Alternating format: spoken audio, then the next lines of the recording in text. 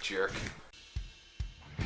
Welcome to the Backlot 605 podcast. I am Casey Kelderman. I'm Brian Mensing. And today we are going to be talking about a very special thing that I've wanted to talk about since we started this. Best, worst movies. And to do that, there's only two people I could think of to join us for this. I don't know if that's a good thing for you guys. I was going to say, is that a compliment or is that an insult? I don't know. There's two people I know who have worse taste in movies than me. Yes. And Blake, introduce yourself. I'm Blake. Now I feel insulted. And we are joined with a very special guest, Corey Jacobson. Corey, how the hell are you? I'm doing all right, man. This is pretty cool. I'm enjoying this. Yes. I'm very, very caffeinated right now, so that's we should the best way to do it. Right off the bat, plug Corey's stuff. Absolutely. I think that's a great idea. That's the first thing I was going to ask. Plug away your stuff. I think it is somewhat random movie collection on Instagram right now. I've changed it a couple of times because I started off doing one thing and now I'm doing something different. But yeah, check it out on Instagram. It's fun. What do you do on that? I basically have an extremely large movie collection, and I'm attempting to watch every single movie that I own because otherwise my wife will get mad at me. She'd be like, "Why did you buy this then?" Right, exactly. I stopped off at the Dollar Tree and they had a bunch of movies, and yeah, of course I'm going to get Mercenaries because Do you keep Zoe them? Bell's in it, but you present the movies in an interesting way.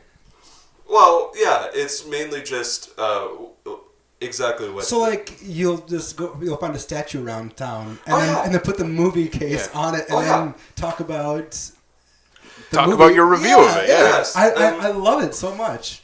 Well, thank you. How did that come about? I just wanted to do something a little bit different that I wasn't seeing within, because everybody that had an Instagram account kind of when I started, which was around last April, not this past April, but 2018, people would just pick up their movie and, they'd show it against their collection, and this is what I'm watching. Okay. Yeah. Well, that's cool, I guess. I already know that movie exists. Let's show off a little bit of Sioux Falls. Have fun with it. Are you from Sioux Falls? Oh, yeah. I've lived here the majority of my life. Spent a little time in upstate New York, but for the most part, I have lived here. Very cool. Yeah, it's a good way to show people the city while talking about movies. I think that's the best way to do it. Yeah. That's all we know how to do. I was saying, maybe we need to take cues from Corey here. Yeah. So yeah, if you haven't followed him yet on Instagram, please do @somewhatrandommoviecollection. Yes. And why are we talking about best worst movies today, Corey? Just the thing we wanted to do. A good percentage of the things that I have been watching recently have been kind of lovably terrible. Yes. There is one movie in particular that I thought I had actually seen, and it turns out that I had never seen it, and it has become one of my favorite movies. It is really bad. We'll save it. Build up the hype. Yes. Okay. Yes. Now I'm terribly in suspense about what this movie is. Keep the audience that way too. For the very last movie. All right, let's jump into what we usually do on the show. This might be the last time for a little while that we do this. This is the box office. Coming in this week, Hobbs & Shaw, number one, $60 million. That seems low. Yeah. To me? That seems higher than I expected it to be honest. Really? I feel like, why isn't that like around $120 million? That's what I was thinking. Well, I mean, because everything else that's out right now. The Lion King? Yes. I guess. Yeah. I mean, the Lion King's probably not helping. I don't know. I just think this is a very poor debut. Like a very, very poor debut. Well, didn't the eighth one go somewhere around $150 million in its first weekend? I was actually just about to pull that up. That seems a bit low, although granted it doesn't have the Fast and the Furious name. So Fast and Furious presents. Yeah. Because, that's but when you buy your ticket, it's just going to say Hobbs & Shaw. I wonder how much this would have made if it didn't have Fast and the Furious presents Hobbs & Shaw in the title. I think it would have stayed right at this. I don't think it would have changed. It's got The Rock. What's weird about this is I feel like over the last few Fast and the Furious movies, everyone talks about how much they love the chemistry between The Rock and 98 and Jason Statham, and yet the two biggest draws can't really. I'm disappointed in this. I'm so surprised. Do we think it is the lack of Vin Diesel and crew in this movie? I think it could maybe be part of it just because that's what people have come to custom for the Fast and Furious movies. That you're going to see a bald Vin Diesel on the poster? I think that there's an element of they know that this is not a continuation of any sort of story plot that they have there, so maybe it's, it's a spin-off, and maybe I'll catch it on when it comes out on streaming or whatever, so... It is definitely... It seems weak, though. Yeah, I would expect 80 plus. Easy, yeah. 80 plus. Not the shit on your series. No. I totally get it. But having seen said movie, I can kind of see why, you said the perfect example of, like, when you first saw the trailer, it looks so stupid, but it looks fun at the same time. You have a lot of people who are going to be like, this just looks stupid. Because it is definitely a complete, like, left turn, no pun intended, from the Fast and Furious franchise. How? Huh? How?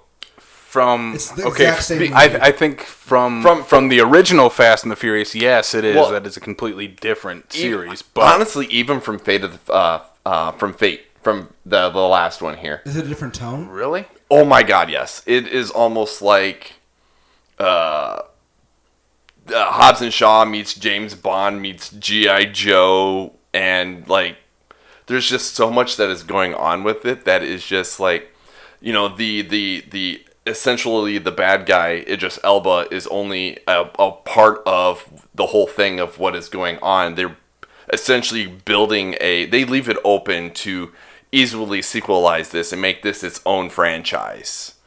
Now, after seeing this, more or less of a chance these guys are going to space. Oh, you guys can easily go to space. Yes. It's between them and Tom Cruise. I mean, it's one of the I think two. they're going to beat Tom. They'll beat Tom. And the one thing I can definitely say is you can totally tell this is a David Leitch film, though. Just because of how stupidly over the top it absolutely is. I mean, when you're watching Jason Statham, it's okay. One thing, he's going to be in his buggy off-road thing, whatever case is, but to literally go like a 45-degree angle up the side of a crane to get away from the bad guy, and just some of the just weird, crazy shit that they pull off just because, why can't they? Idris Elba has a motorcycle that's literally self-driving, that actually the entire middle of the chassis can actually shift and rotate, and so then that way it's smaller and more maneuverable, and it sounds like a fucking transformer when it's moving around. So, Transformer crossover confirmed. Oh my God, it is, I mean, literally every time all you hear is just the whole Transformer. Yeah, it was bad, I know. I quit drinking, but I might have to make an exception when I watch this movie. A lot of people said this about the next movie, too. The Lion King, $38 million. That they should go drinking to go see this movie. Yes, because they saw this movie. Disney, of course, sticking around there. And then Once Upon a Time in Hollywood, $20 million. I think that's pretty good. Yeah. Drop, Second weekend out? Yeah. I mean, I suppose it's an average. Did you say it's drop. a big drop? No, I think it's a good- good 50, right? Good second. Basically 50% drop. It's Right. not bad for a big movie. And also an R-rated movie too. Yeah. Right. An original movie. His movies have a lengthy life on home video. Right, So I right. think how much it costs and how much it's going to earn, I mean, they keep re-releasing Grindhouse, and I don't think that's probably made as much money, but I'm sure that they've eventually recouped a good percentage of it. So I also heard Tarantino's working on a 4-hour cut of the movie. Yep, for Netflix. For this one? Yeah. Yep. So Interesting. yeah. Mm-hmm. Did you guys see the miniseries version of Hateful Eight? I still need to. It's good, but It's Better than the theatrical Yeah. release. no, that's I was my just going to question. say, if you don't like the theatrical version, this is not going to change your mind. Okay. If you hate the movie, It's fine. yeah. It's fine. Yeah. Okay. I still want to watch it, but I'm not hot on. This is one of my lesser Tarantino movies. I was the year that came out. I was very much in a minority of people that absolutely loved that and the Spike movie Chirac, and everyone else seemed to. Oh no, it's a lesser Tarantino. It's a lesser Spike Lee. I love those movies. They're fantastic. I think Chirac has a poignancy to it and an anger to it that even something like Black Klansman doesn't have, and I responded very well to that, and I responded to the anger in the Hateful Eight too. It is an uncomfortable movie to watch, but it is I mean, you're not going to find a Jackie Brown or a Pulp Fiction or even an Inglourious Bastards in The Hateful Eight. It is a long, drawn-out movie about a bunch of awful characters that do awful things to people. Yeah, we should have been a Tarantino episode. Yeah. Would have been a much better contestant than me, that's for sure. Oh yeah, you are horrible. Thank you. I appreciate that. I'm just kidding. All right, we ready to move on? Says the guy who played Inglourious Bastards at number 7. You did the right thing, Brian. You did the right thing. I'm also saying this is when he's over there doing Fast and Furious stuff. I'm just like, come on, you got to keep up, man. There is no one that can keep up with you, Brian, on Fast and the Furious. Not even Vin Diesel could. Yeah. Okay, maybe Vin. No.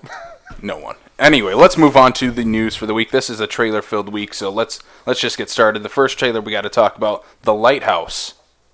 So the follow-up to The Witch for Robert Eggers. Did we all get a chance to watch this? I didn't watch that one yet, but... I refuse to watch it. I watched it. Blake hates trailers, right? I don't hate trailers. I watch them after I watch the movies. I don't want to be... There's certain movies where it's like, okay, I really want to see that, and I don't even want to know anything. You want to go in blind. I want to go in blind, and The Lighthouse is... Actually, all 3 of these movies I have not watched on purpose, so...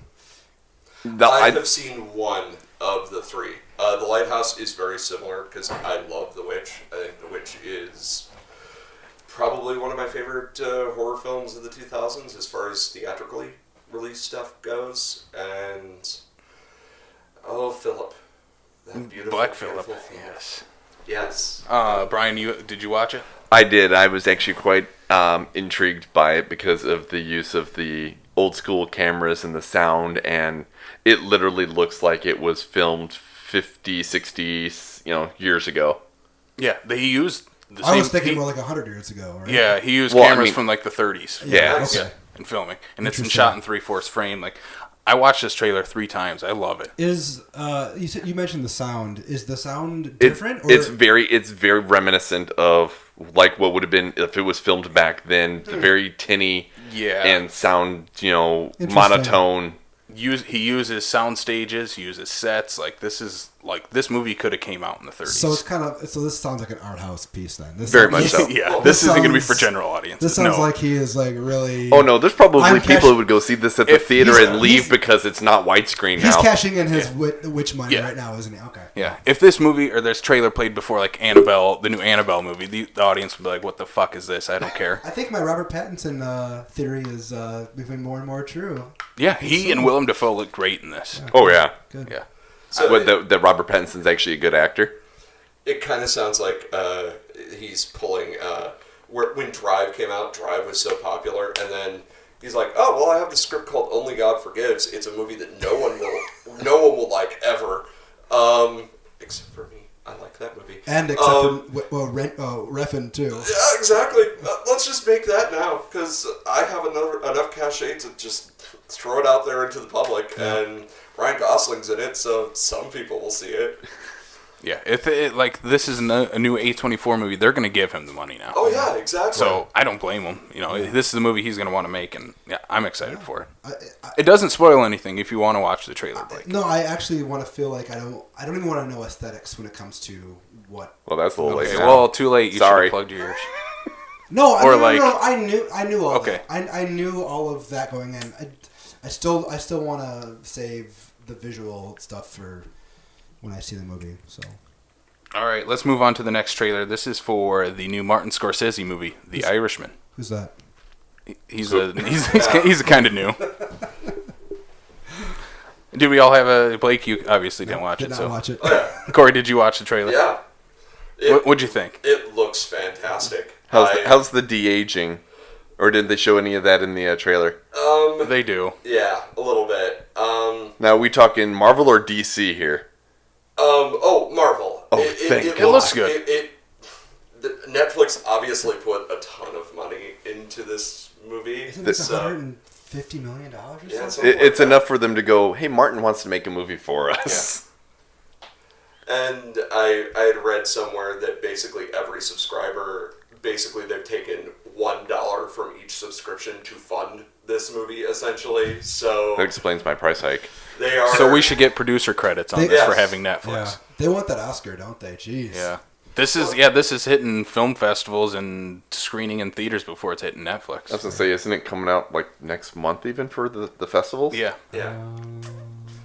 I thought it was debuting at the New York Film Festival, Which is mid-September. September, which is a month.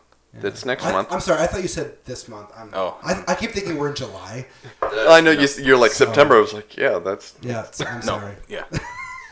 I'll give you credit the fact we're only a few days into August. But yeah, I think the de-aging is pretty seamless. Yeah, it looks good. It also helps they're not in a bright and colorful world like a Marvel movie. It's a Scorsese movie. It's dark. I would say that will kind of definitely hide help. some of the flaws that it would have. But no, I'm excited for it. They don't have the porcelain doll effect. No, not like your Aquaman. Oh Brian. my god, so bad. So you didn't watch this? No, I did not. What's the reason behind that? I want to say that it was because I want to go in blind, but partly because I didn't have time. But I'm okay with not seeing it because it is one of those ones that I don't mind going into this movie blind because I have knowing who's in it, knowing the screenshots that I've seen, and everything like that. That's the reason why I don't need to see the trailer because it's like Scorsese. De Niro, Pacino. Like, yeah, exactly. You don't need to watch the trailer. Pesci. Fucking Joe Pesci. Yeah. Joe back. Pesci's back. Yeah. No, he looks great in it. So I believe you. I want to see it for Pesci alone. Yeah.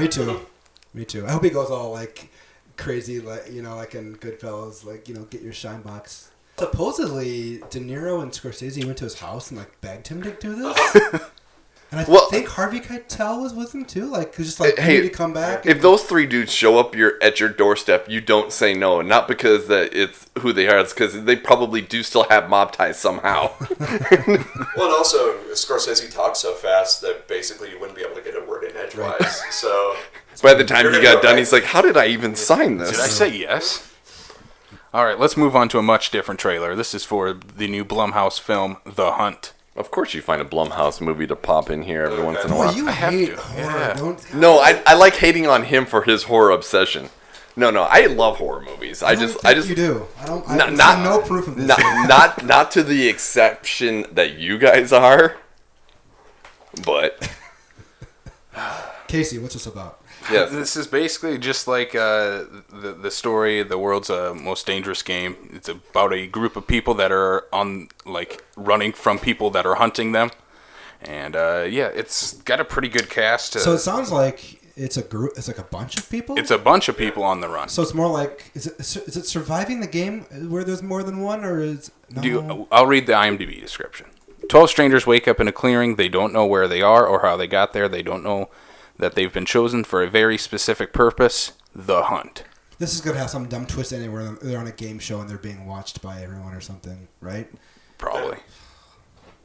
Does it look good? Does it look good? It looks fun. I'm talking shit. Yeah. It looks fun. It looks fine. I guess I didn't recognize the name, but now that you bring up the concept, I did watch it because somebody posted that on a Facebook group that I follow, and I thought, why not? It's a new Blumhouse movie. Why not? It's got people you know in it. got It's the not girl going to be from, I see 3. that you know. Yes. Hilary Swank plays the villain. What? And then you have Betty Gilpin. She's great on Glow. She is fantastic in Glow. She's the main character in this. Emma Roberts, Ethan Suplee, Glenn Howerton, Ike Barinholtz. Big cast. Oh, there's Ike. Okay. Yeah, like it has known people. Okay, so 4. You need to watch more TV then. Ike Barinholtz directed a movie that's really good called The Oath, and it's on Hulu. The what? The Oath. Oh, I thought you said The Elf. It's very good. Yeah, I'm excited because Glenn Howerton's in it. Who's that again? Fuck yes, Glenn Howerton. From It's Always Sunny. Dennis from It's Always Sunny. Okay. Yeah. He's like my favorite. So Okay, so now that I see who that is, then yes. Okay, so we're up to like 5 or 6. enough names to get the general audience to go. Right. But And also, it looks fun. But also that keeps Blumhouse's production down, and then they can make more money on it. Well, yeah, this kind of reminds me of the cast from like the Escape Room. Right, where there's You're like, literally I know some of those faces. Oh, yeah. there's like two Out of this- like B-list, like sort of known. Yeah, so I think it'll end up kind of being like that movie. I don't know. It comes out in less than a month, September 27th. So I don't know. I think it'll be fun. That's about it. It's not going to be anything game changing or You said that about Escape Room and then hated that one. it wasn't. Escape fun. Room was great.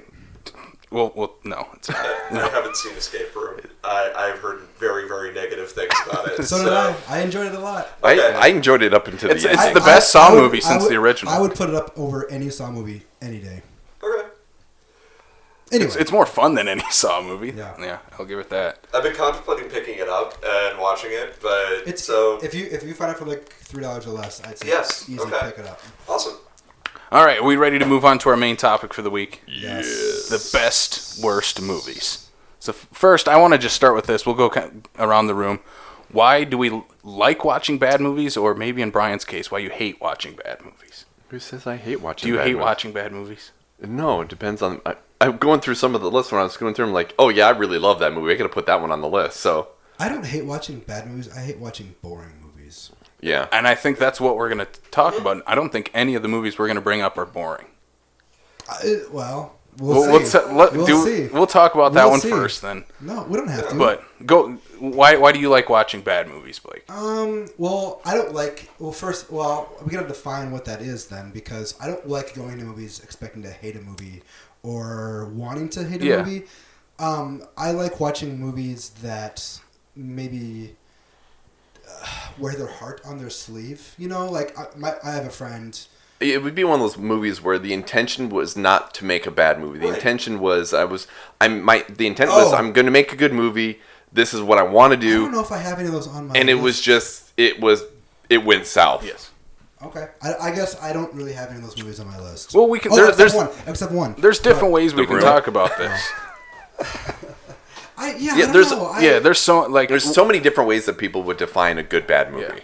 It's so hard. I have some on my list that I think are just they know what they are and they are also bad, but they're enjoyable. Right.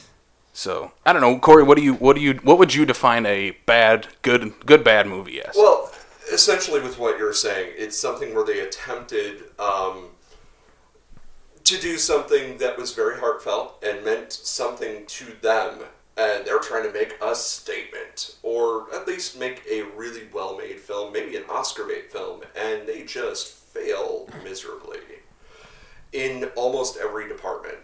There is one particular movie that I've been debating on whether or not I'm going to bring up, but it is a personal favorite of mine, and it is lacking in almost every single department. You might as well start the list then. Yeah, kick it off with that. Just throw it out there.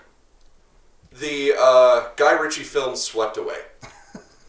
That is wrong-headed on basically every single level, even down to the fact that someone actually greenlit this movie. Janine Triplehorn's in it. She plays a horribly awful, sped-up character. It tries to do different things with camera focus and camera speed, and it is just an awkward film. And the concept of the film, which is a strong-willed woman, is put onto an island because of some sort of catastrophe, and the man that has decided that he knows the wild, and he tames her. It's like The Taming of the Shrew, but really, really shitty. It's great. And it stars Madonna. Yeah. Yes. Well, no, and I know exactly that was the time when her and Guy Ritchie were together. I think that's why there was so much backlash to it. I don't think it's like a bad movie by any means. I think the fact that it was a remake of a classic Italian movie. And that movie's great. Yeah, it was a remake of a classic Italian movie, and it came at a time where her and they were both everywhere. Mm-hmm. It was kind of like the Ben Affleck and Jennifer Lopez thing, where when they made Geely. Yeah, and Geely's not even a bad movie. No, it's just like that is the first time I think I've heard that in 15 years. It's not a bad movie at all. It's not good. It's just not bad. And I think I don't think this is. I watched it too, and I didn't think it was. I was like, what's all the hate for this? I don't get it. I don't hate it. I just think not that you, but it's just wrong-headed. Yeah, and it's. I watched it probably. Isn't she raped in the movie too? Yeah, yeah. That might have been as well. It's a very uncomfortable movie to watch, and it's Guy Ritchie's worst movie, easy, which is saying a lot. I mean, and you don't like Guy Ritchie? He's a good He's all right. He's all right. Yeah. He's worn out his welcome. He's enough where you know his name, but it's not like he necessarily has. I think his best movie is probably his first movie, and then like what he could do with his tricks, he peaked at with Snatch. Like there's nowhere you can go with. You didn't like the Sherlock movies? They're fine, but what I'm saying is like he doesn't bring anything new to the table. Did you ever see Revolver? With Jason Statham. Jason Statham. Yes, I thought it was awful. Yeah, that one. I find it kind of intriguing, but it also came out around the same time as another movie that I absolutely love that everone seems to hate, Southland Tales. I love that movie. That's one of my. That's one of, for as obnoxious as it is. If someone were to like say, "Hey, what's like your top 10 of the 2000s?" That would be like number 3 or 4. Oh yeah. No, and that is a movie that I think is also... Actually, that could be on this list. Yeah. I think it is very heartfelt, and it is very earnest in a lot of what it conveys. Yeah. And so, because of that, I think it's off-putting to people. Yeah. Because it is wearing its heart on its sleeve. Yeah, it really is. Even down to that last moment of, I can't remember the exact quote, but it's something along the lines of, badasses don't commit suicide. Pimps don't commit suicide. I will take this as a bad follow up to Donnie Darko. Then I will take S Darko when the producer said we need to make a sequel. I actually think it's his best movie he's made. Yeah. Well, I thoroughly enjoy it. Like when people give shit about Southland Tales, I'm like, it's fantastic. It's relatively solid. It's got a decent cast in the right places.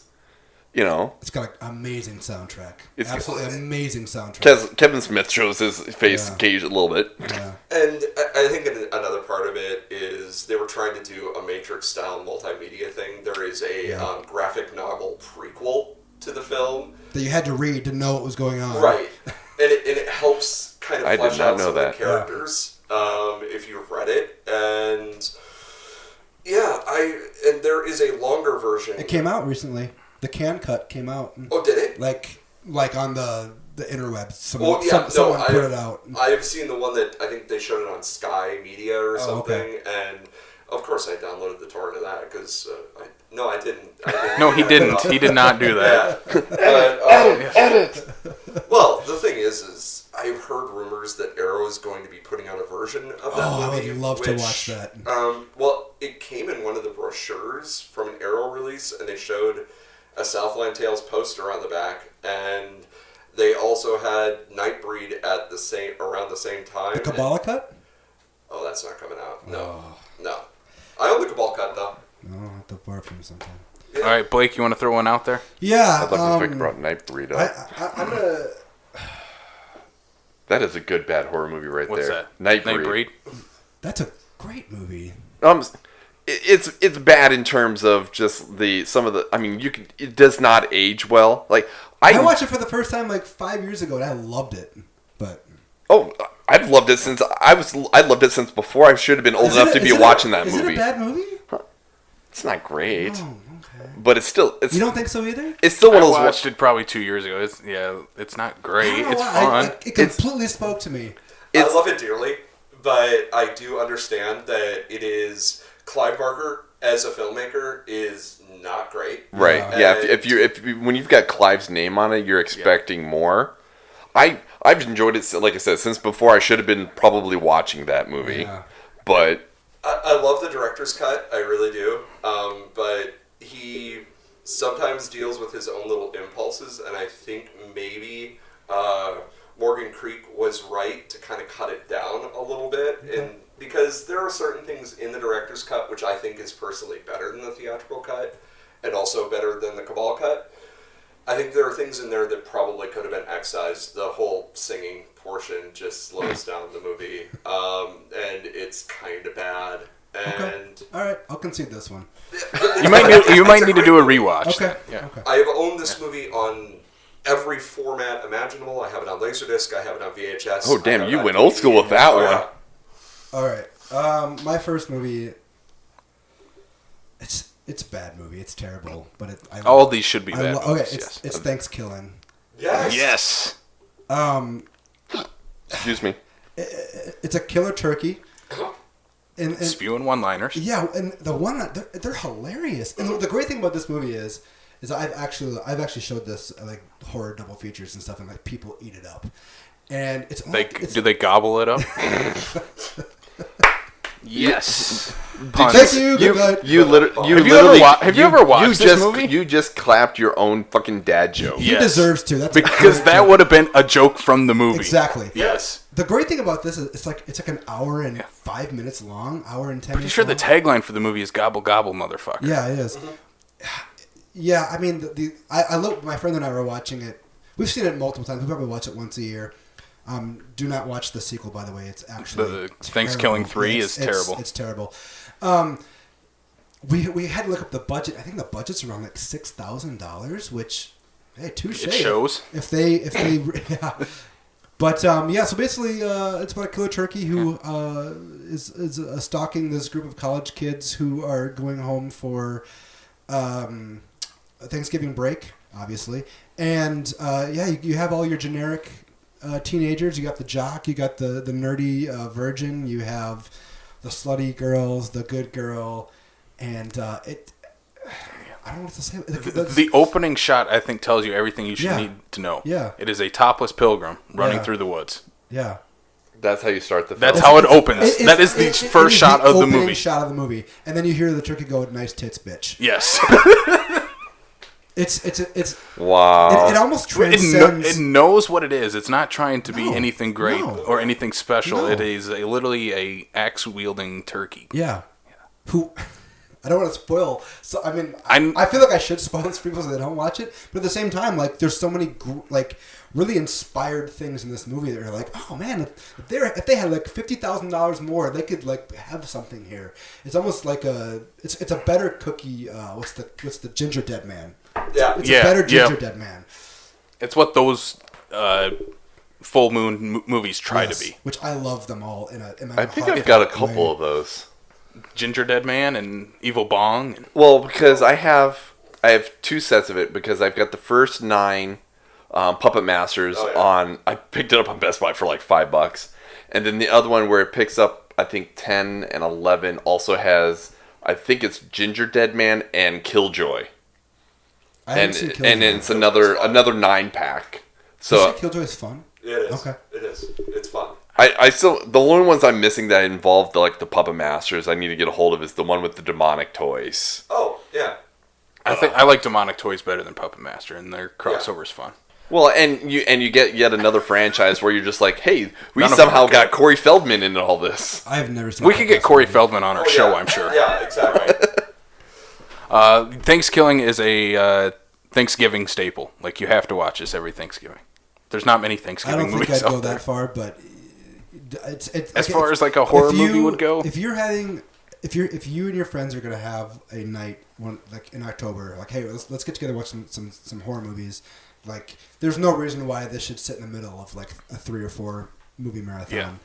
It's a short movie. It's hilarious. You'll laugh, and then you'll go back to doing. One of my favorite things is just the random like bromance they build throughout it, and then one of them dies, and they have this weird sappy montage towards the end, like out of the blue, and it's just it's hilarious.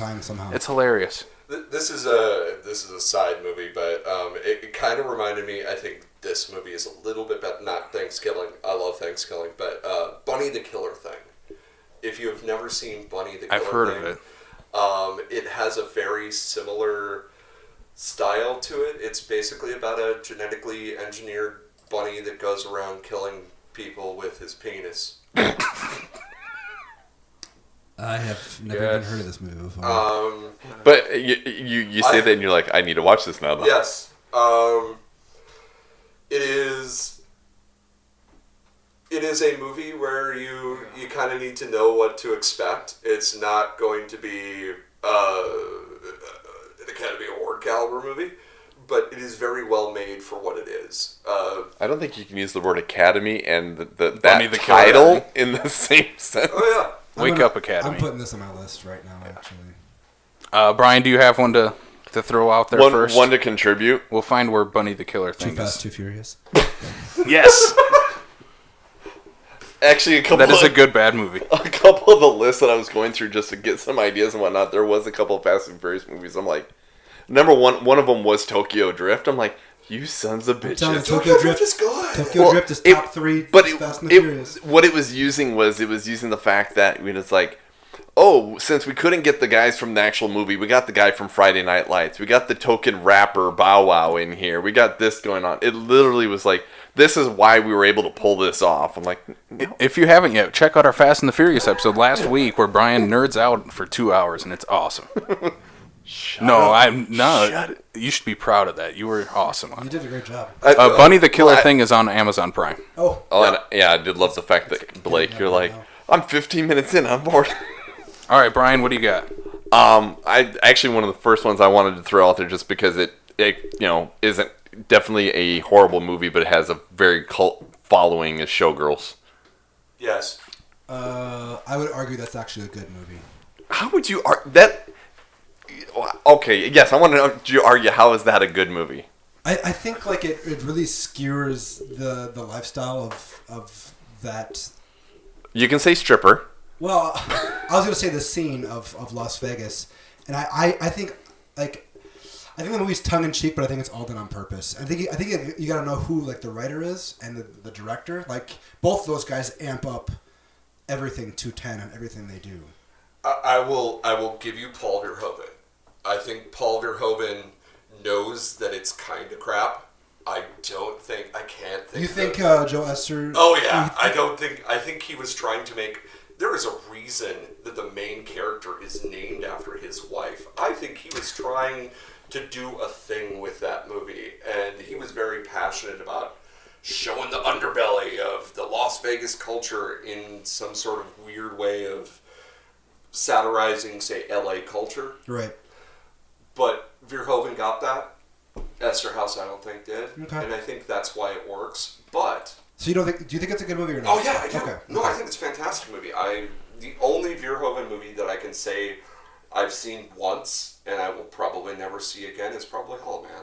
I enjoyed Hollow Man. Hollow Man is entertaining, but it doesn't have the same Verhoeven quality to it that makes you want to go, I need to see that again. Yeah. I mean, Kevin Bacon's good in it. So Brian, what about Showgirls? Is bad? Yeah, what makes it a good bad movie I didn't mean for you? to interrupt that one with a tangent. You bastard! I know. Go ahead. No. The one thing I definitely give it is that it seems like Elizabeth is it Berkley? Yes. Yeah, I was like, why am I drawing a blank on her name all of a sudden? Is trying way too hard to shed the Saved by the Bell to the point where she's, to me, almost like she's overacting her role. She's not good in the movie, you know? No. And I think that she's just like, well, how else am I going to get rid of the Saved by the Bell? Let me go as probably about as dark as I can possibly get, I don't know. There's just bits and parts about the movie. Like, it's one of those movies where it's just entertaining to rewatch, and I don't have a problem rewatching. It's not like I'm sitting here going, I will never watch this movie again. Yeah. But it's very entertaining. It does seem to me like it is one of those ones where they had an intent, and I just don't think they hit the mark with it. Yeah, I think what happened was, Verhoeven, came to the U.S. and did like, was it RoboCop? He did RoboCop. Yep. Total Recall, Basic Instinct, which was a huge movie, just absolutely huge movie. And then it's kind of like, all right, he's doing a movie about strippers with the same guy who wrote Basic Instinct. Oh, and by the way, it's going to be NC-17. And it's going to star the girl from Saved by the Bell. Like going in, people were like, this is going to be like a big movie. And all of a sudden, like the critics were like, no, it's not. And the movie bombed big time. I'll take Starship Troopers over that. Oh, that's a great movie too. Well, and it's really weird because if I'm not mistaken, I think this because I distinctly remember this and the movie Seven coming out on the same weekend, or at least being reviewed at the same time. That sounds about right. Siskel and Ebert. And all I could think of is, Showgirls, the rape scene, push that aside. Showgirls is not an NC-17 movie. Seven is a fucking NC-17 movie. They came out the same weekend. Yeah. Wow, I didn't know that. I've never seen this movie. I don't really have any. It's highly entertaining. It's definitely honestly movie. It is worth the watch. Yeah, it totally is. Is it NC-17 though?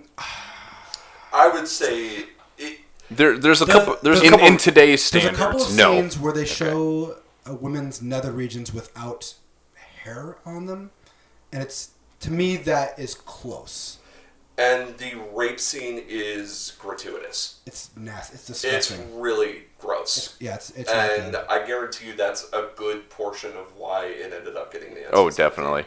This would be the kind of thing where if they made a couple of modifications, it could be freaking a Netflix movie. Yeah, maybe. I do want to say Gina Gershon is fantastic in Oh, this yeah. movie. Oh yes, definitely. Who had this and like Bound the next year, which she's also She's good in that great. one too. Oh, God. Bound is fantastic. But yeah, that's a good pick, Brian. Mm-hmm. I saw many lists and was like, but I like it. But is it bad? You know, so I didn't. Yeah. So, I think there's going to be a lot of those. I'm looking over the filmography. I'm like, yeah, but I like that one better. I like that one better. I like that one better. Maybe that one. yeah. Yeah. I forgot he's the one that did Total Recall. Oh man. Great movie.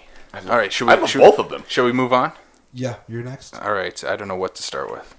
Because I have so many on here that I think are straight up good, bad movies, but then there are At this some... point, I don't think we're making a list. I think at this point No, we're just talking there's bad no movies. list. So we'll just I- go through like 3 or 4 of each of Yeah. us or something. Well, I have like 12. Okay. But whatever. I'm going to throw out one Brian's going to hate, just so we get it out of the way. Freddy Got Fingered. Fucking Christ. It's fucking amazing. We should have started is. with that so we can get that out of the way. No, Freddy, you've never I agree with watched Brian. it. We should have gotten this out. No. Freddy Got Fingered is amazing. No, it's not. No. Freddy So, Got... okay. If this movie is amazing, it should not be on your list. It's amazing in all the worst ways possible. Because... For me, it's not even a movie. No, that's why I find it amazing. Because Tom Green, I think, is fucking with all of us by making this movie. I think he got popular off Road Trip and his show. MTV. And the studio said, here, go make a movie. And he's like, all right, I'll make a Tom Green movie. And he fucking does. And it is nuts. It's off the walls. There's no plot. There's nothing about this that should make any sense. And I laugh my ass off every time I watch I remember it. Roger Ebert said this movie doesn't even scrape the bottom of the barrel. How the fuck did he get $14 million to make this goddamn movie? Because he was huge at the time. And when you see that, he uses all of it, and it's amazing. I'm stabbing this movie off the list. No, there is no list to stab it off of. I'm looking at the domestic and the foreign for this movie. $14 million budget. Domestically, $14,254,993. Foreign market, $48,000. He's not popular out. Incredible. We're not. He's not popular Are outside you the telling me U.S. it didn't go like it didn't make tons of money in Canada? That you know what? They kicked him out. They sent him over here. I want to be like, is domestic considered just the continental It's North America? Because then at least domestically it would justify Yeah. it. Corey, you like this movie? It seems. I do. like. This movie makes me very proud. To be Proud. Make you proud, Daddy. No, It is like That must total. be a reference from the movie. Yes, it 'cause is. I didn't get that. Twice. It is. It's great. This movie came out around the same time that all of the main gross-out comedies came out. I want to state right off the bat, this was both my favorite movie of that year and my least favorite movie of that year, depending on what the intention was. Corey, you're an incredible guest already.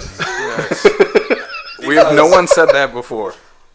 Because it seems to almost be a comment on movies like There's Something About Mary. It's like, well, semen and hair? Yeah, I'm going to jerk off a horse. Let's do that. For no reason.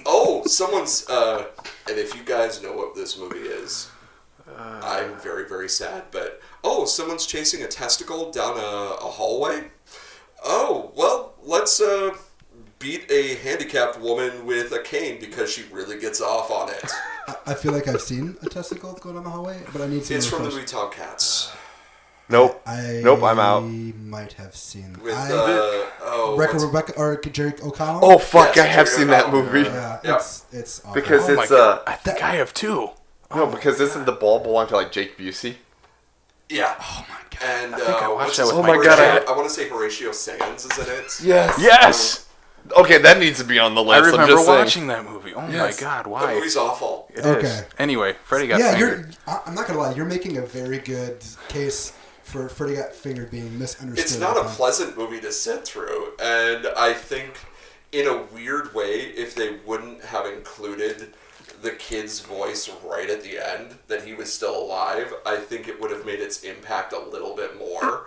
because the kid constantly is getting hurt, and then finally, all of a sudden, he is getting hurt to a point where he couldn't have survived. There's a running gag throughout the movie about his next door neighbor. He's this 10, 12-year-old kid, and he just gets the shit beat out of him the entire movie, and it ends with him walking into the blades of a airplane, and just blood just splatters the entire crowd, and he's like, Dad, I'm okay. Yep. Also, there's a great little moment in the crowd where someone's holding a sign that says, when will this fucking movie end? He knew what he was doing, I think. I don't know how self-aware he was of it, but I think he knew that, a studio gave me a ton of money, I'm just going to make the Tom Green show. There's like this entertainment, like Tonight Show, I see it on YouTube all the time, where Drew Barrymore was on recently, and she's familiar to Tom Green, and the host asked her about Tom Green, and she said, I'll say this, he was way ahead of his time. And I was like, what? But now, like, hearing Corey describe this movie, I'm like, God, maybe Tom frickin' Green was laughing at everybody instead. I don't know. I think he knew. Yeah, he knew. Maybe he made a non-movie on purpose and was like, just didn't do the press for it. He did the press as the Tom Green we know. Yeah. And sold the movie that way. As much as there will never be another Andy Kaufman, he is the closest thing we have ever gotten to another Andy Kaufman. It's not going to get a Criterion collection, but like it should. It's pretty cool that. Well, neither is Heartbeats.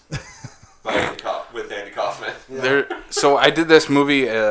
We did a triple feature of bad movies. We watched The Room, then Freddy Got Fingered, then Rocky Horror Picture Show, and this movie got me laughing the most.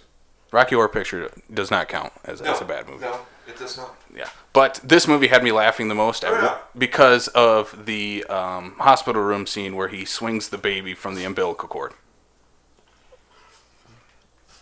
And that took all the air out of the room. You are not selling me with that one. You have to watch it. You've never seen it? No. This came out at a time when I was like, Tom Green, this is fucking like when Road Trip came out. I immediately was like, I'm out of the Tom Green house. He's the best. He's the best part of Road Trip. I thought, I agree. Daddy, would you like some sausage? No, go on.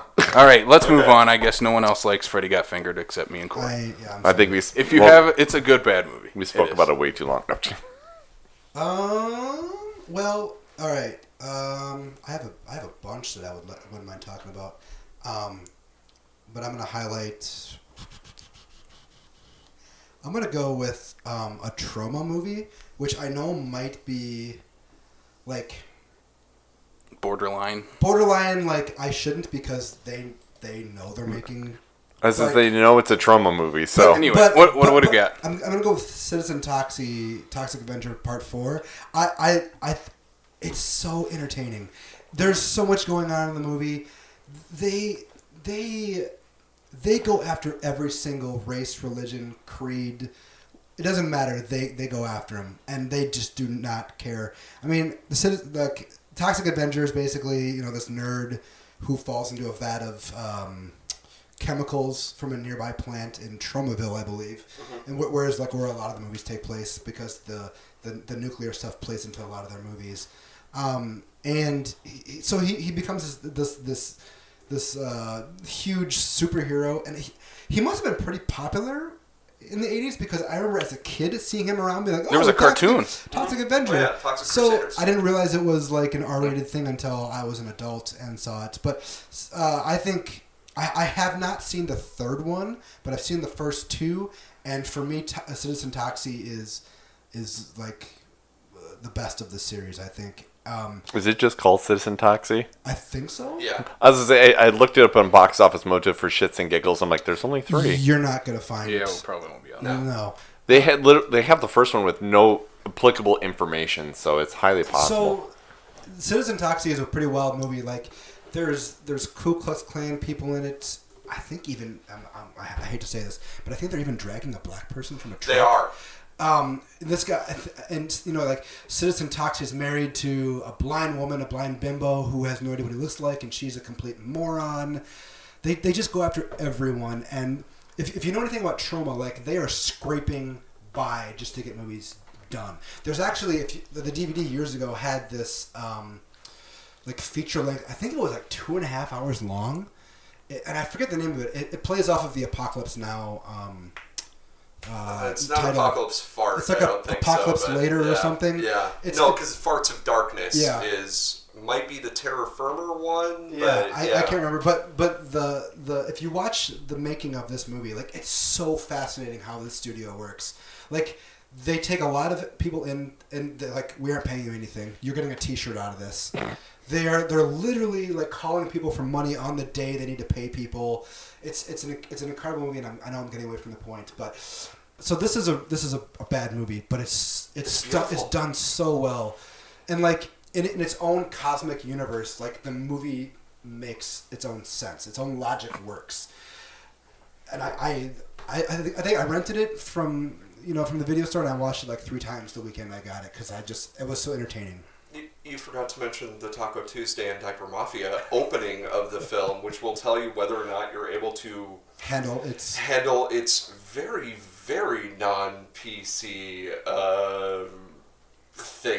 tone, whatever. Yeah. What do you have anything else that I like? Oh no!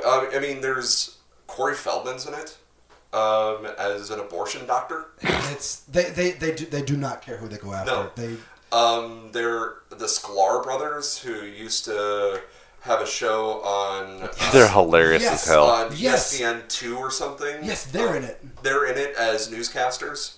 It's a beautiful thing. It's a trauma movie. It's a wonderful movie. Yeah, and I hesitate putting trauma on here because they know like they don't care. Yeah. But it's like it's fun. It's Yeah. entertaining. Yeah. So, all right, should we move on to the next one? Yes. That's Toxic Avenger 4. I think I've seen the first one. It's good. I think I've seen maybe I like might the list first another 2. trauma Yeah. movie, but maybe not. But What is it? Just throw it out. Class of Nukem High, which I think is great. Yeah. Is Attack of the Killer Tomatoes a trauma movie? No. No. It reminds me of one. That is. That's a great movie little too. thing. That's a great movie. The first one is really good. I didn't like the second one Yeah. as much as I thought I would. Which stars? George Clooney. Yeah. Yeah. All right, who wants to throw out another one? We must just keep going on. Let's go to Corey. Corey, what's up, Okay. man? Sure. I'm glad that there were a couple of movies in between because this is kind of similar to the one that you brought up. It's a, I want to say 2011, 2012 film starring Cher and Christina. What is her last name? The singer. Aguilera. Aguilera. For some reason, Burlesque. The movie Burlesque. It's a good bad movie. It is such a joy for me to watch that. It is probably, I want to say it is the first movie that my wife and I went to see in a movie theater. Did she pick the movie? Yeah, she did. Yeah. Well, and I did too, because too? I really wanted to see it. And it is everything you want it to be, starring 2 divas. It's like a PG-13 version of Showgirls. It's all about the rise and fall of this one girl that's working in a burlesque club. And Cher, of course, plays Cher. Christina Aguilera plays Christina Aguilera. It's directed by Mackenzie something. I think he was on Facts of Life, if I'm not mistaken. Steve Anton. Steve Anton. Anton. Okay. I think he was on Facts of Life. I can't remember. No, I think that was Mackenzie Anton, but whatever. That was Mackenzie Aston. Aston, yeah. I thought he was on some sort of... He plays the douchebag boyfriend in Goonies. Yes. That's where I Yes. recognize that Yeah. face. Yeah. Yeah. Random fact. That's just So- the first thing that popped up. Is this just like What makes it a good Yeah, bad I'm- movie for you? Because you can definitely tell that it's attempting to kind of play off of Chicago being as popular as it was. It wants to be the next great musical starring these 2 divas, and it fails miserably at almost every single turn. But there's a charm to it, a wonderful charm to just how showy the movie is. And I mean, you know how it's going to end from the moment that it starts. It's a young woman that starts off in a little bar, and she decides to go to the big city to be a burlesque star. And Up until you get to Burlesque, I thought you were talking Coyote Ugly. that's exactly what I was Oh just yeah, gonna say. it's a cliche Yeah. storyline. Yeah. And this movie, I also kind of have an affinity for Coyote Ugly. It might just be my love of John Goodman, I actually enjoyed that movie. I watched Actually that has a movie way decent too sound- many times as a kid. My mom made me watch that all the time. I had a crush on Piper Parabo. That's Oh, what of I was. course. Yeah, definitely. There's a few of them in that movie where you're just like, I can rewatch this movie anytime. Yeah. So maybe we got to do a double feature Burlesque and Showgirls. How well do you think that would play together? I don't think I get anyone to show for that. I've never seen Burlesque before. So I would recommend it. I mean, if Interesting. you find it in a At least worth the watch. bargain bin On Netflix or or- if it's on Netflix, check it out.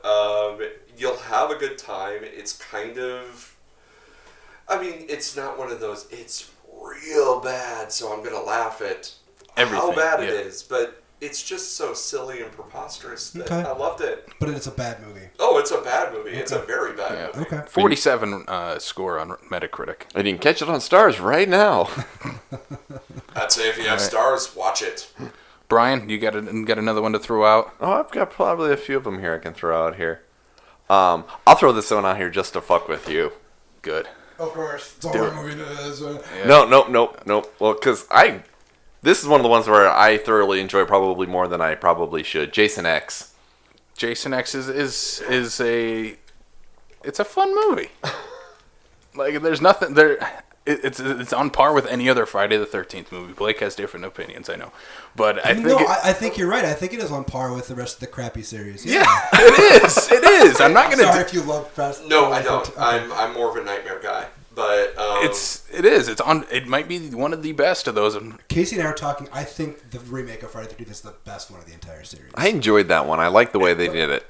Objectively, yes, it is. like It is probably the best. I do like the remake of Friday the 13th. I love Jason X though. Yeah. I think Jason X is self-aware. It has So- the best kill. That's the one of the entire reasons. series. So Brian, what? No, that's he nailed it exactly. Is why when I was going through looking for ideas to put on this year, that when I saw Jason X, I'm like, yes, I have to put that on there because it literally was like, you know what? We're fucking going to space. We've jumped the shark at this point right now. We are well aware of what we are right now. So let's literally just go for the gold. The hologram scene is The amazing. the holodeck is Yes. by far my favorite scene Come of it. have premarital sex with us. And drugs because And they had drugs, and they have to have drugs. We have drugs and we enjoy was it marijuana or pot or whatever? Yeah. Also, shout out to David Cronenberg, who's in the movie, Oh yeah, he's right at the beginning. who's also in Nightbreed as well. Yes, he is. Yeah, Jason X is fun. It has my favorite kill of the series, the head frozen. Oh yeah. In Carbonite. I love the one where the knife goes in his face and then she pushes it further, or is it like 3 or 4? Where Is it- she is killing Jason, Okay. and then the knife is in his head, and it somehow goes further into his head or something. We talked about it. There's the one with Corey Feldman where the machete, like, his head slides down it. Yes, Is that the one you're Oh, talking that's about? what Yeah. I'm talking about. Sorry, yes, Yeah, that's what that's I'm from 4. talking about. Okay. Well, go watch our Killer Countdown episode of the Friday the 13th where... Where I make an ass of myself. Yeah, Watch or a little listen. bit. Yes, both. That's a good pick. I like Jason X. Yeah. It's just, Anytime these movies go to space, I think they're funny. Oh yeah. What's the best Ghost of Space horror movie of like the ones who have franchises? Alien. Leprechaun in space. I like I like Jason I like X Jason more. X a lot. I think my favorite of the Leprechaun bad ones is In the Hood. Yes. In the Hood, it's I great. legit- Back to the Hood is also Back to great. the Hood is fun too. Yes. Both of those I are also really like might be the best Leprechaun. Hellraiser 4 where they go to space too. I haven't watched that one. It's good. Is it like good or like bad? It's It's creepy. actually good, and I really wish that someone would pick up the original cut of that movie because it doesn't. Supposedly, the man that made the movie, and I can't remember which visual effects artist directed it, but he had the movie cut to pieces by the Weinsteins, and in order to get to the good parts, and supposedly there was an excised about 20 minutes from that movie, and Did that series go to space too fast? Too fierce. it, I don't No, think so. because I No, think see- I think 3 is my favorite of those. Like I Hell on enjoy Earth- that a lot. Hell on Yes. Earth is good. Yeah. I think the first 4. We're getting way off topic. I think the first 4. We'll do a Hellraiser Hellraisers- Killer Countdown we sometime. we have to. I think the first 4 are legit all really good horror movies. Okay, so I should hop on to 4 now. I like. I don't it a know. lot. Space always throws me off because there's a sequence in number 4 that like terrified me as a kid. So. And it does offer a backstory to, Pinhead. Okay. Yeah. And that wasn't available in, say, 3 or 2. Yeah. But Anyway, Brian, final thoughts on Jason X? It's a good bad movie. It is a good bad movie. fun. It's fun. Yeah, it's a fun movie. It's fun. Man. I shit on it. Uber Jason's great. And I think that's the other part of it is where they're like, you know what, we're here, we're this far. Let's really just mess with the hockey mask and just completely It looks cool. I like that mask. like it, Uber Jason was one of the biggest things I was looking forward to the now dead video game that they had, and I'm sad that I never got to play as Uber Jason. Well, I mean, the game still exists. They just can't release DLC for it anymore. Well, it's because guns are a piece of shit, and that Yeah. the lawsuits supposedly done to that they're just Yes. Yeah. Topic for a different day. Yeah, exactly. All right, should we move on? Yes. I want to throw out one just to change it up a little. Over the top. You just Sylvester skipped Stallone. right over me. Ooh. That was yours. No, that was. No, that was yours. Jason X. Goddamn, I'm gonna have to take over the top off my. I thought about putting this on there. I did put this one on as I was going through. Is this a good bad movie though? Like I love over This- the top. I do too. It's Especially the freaking hat thing. Like, it's time to get it. It's time to get it together. I think this with Roadhouse would be a really good double feature. yes. Freaking Roadhouse. We showed need to up talk about Roadhouse. Roadhouse too. is also a really bad good movie. on every- a good bad movie. Sorry. Roadhouse is Roadhouse is a great movie. No, it's a bad It's a movie. great movie. It showed up on every list that I looked at. All right. Anyway, But over the Over the top. top. Over the top. top. Sylvester Takes Stallone. what we know and love about Sylvester Stallone, Rocky Balboa, and makes it this melodramatic drama about arm wrestling Really? I and thought it child was custody. amplified. And a trucker. Oh, it is, but it's like it's trying too hard to be Rocky when it's just this sweaty, over the top arm wrestling custody battle type of movie. Like this is Yeah. stupid in the best way possible. Like Do you in think- his truck, he has that machine where he practices his arm wrestling. I love that. Yeah. Also, his name in the movie is great. Lincoln Hawk. Lincoln Hawk. Because why not? Well, I think the beauty about that movie is if you were to take the arm wrestling portion of it out and replace it with any other sport, It would still work. It would work, and it would probably work better. It's the fact that it's about arm wrestling that makes it bad. Could he flex in his truck with any other sport, though? Yeah. Well, I mean, he could flex. He could flex while he's shifting. He could be practicing skee ball and just Oh, I wouldn't mind seeing that. yeah. Why has there not been a skee ball movie? Hollywood, if you're listening, make a skee ball Yes. with Sylvester Stallone. Or The Rock? Or Both. Yeah, I mean, Yeah. this is a fun movie. It's fun. It's No. If you're Who's gonna the do bad skee guy? ball, Is you it need Robert Ryan Wilson? Reynolds because I need a follow up from Deadpool. All of them. They can all face each other. And who's the bad guy? Is it Robert Loggia? I think it's Robert Loggia. I'll look it up here. Not the bad guy, but like the guy who's Yes, like, it is. "Get back Yeah. to your son," yeah. the grandpa. Yeah. Yeah. The grandpa. I'm not gonna lie, I'm taking that money if you offered me. I'd be like, no, Yeah. see you later. Like look at the poster. The poster is fantastic. The poster screams 1980s. Oh my god, I love that poster Yeah. so much. Yeah. And you can watch this movie on Vudu right now. I could watch this movie all the time. This movie's great. I want to talk about Roadhouse too, since you brought it up. Roadhouse is great. Don't deny it. No, it's bad. It is. It's not a great It's movie. bad. Like this is bad. It's a cotton candy movie. It is. It's great. Patrick Swayze is at his most Patrick Swayze. in this I movie. watched it last Friday night, and the next day I was like, I forgot everything about that movie. There's like Forgot with to there's throw like it. the, there's like the one fight scene that everybody remembers, and that's about it. Yeah, and then like Swayze is like meditating or something when he's all sweaty. He's and- doing yoga. Yeah, it's all machismo. I will say perfect. it's one of my favorite Ben Gazzara performances, even though he's not in it that much, but I don't know. It's a really bad movie. It is, but I love it. No, it's because fine. it's like It's fine. It's totally okay to love it. It's not a good movie. I agree. It is. It's not a great movie, but I could watch Roadhouse every day. Like It's very of its time. it is. It is. It was definitely that we got Patrick Swayze in his macho time. Yeah. kicking ass, taking names, ripping throats. That Well- might be the best scene in the movie. Also, Kelly Lynch is Yeah. drop dead gorgeous Yeah. in that movie. Because this is post Dirty Dancing, right? Yeah. By a Yeah. couple years. Yeah. I That think. was what I was gonna say. Because this to me, it almost seems like it's like, you have this face. Everybody loves you. We need to shed off that that vibe from Dirty Dancing. We need to make people know that you're tough. Yeah, but when did he do like Steel Dawn and Red Dawn came out before? Yeah. Didn't he do a movie called Steel Dawn or Steel something? He did a movie called Next of Kin. Yeah, that was the same year as Roadhouse, I think. Yeah. But I love I swear Red he did a Dawn. movie called Steel Dawn. But anyways, I have no idea. Someone find it. If it's Steel, if it is Steel exists. Dawn, it's not Swayze. It's something Dawn. Red Dawn. No, No, Steel something. say don't look in I'll look it up Swayze's here. is what he's saying. No, it's Swayze.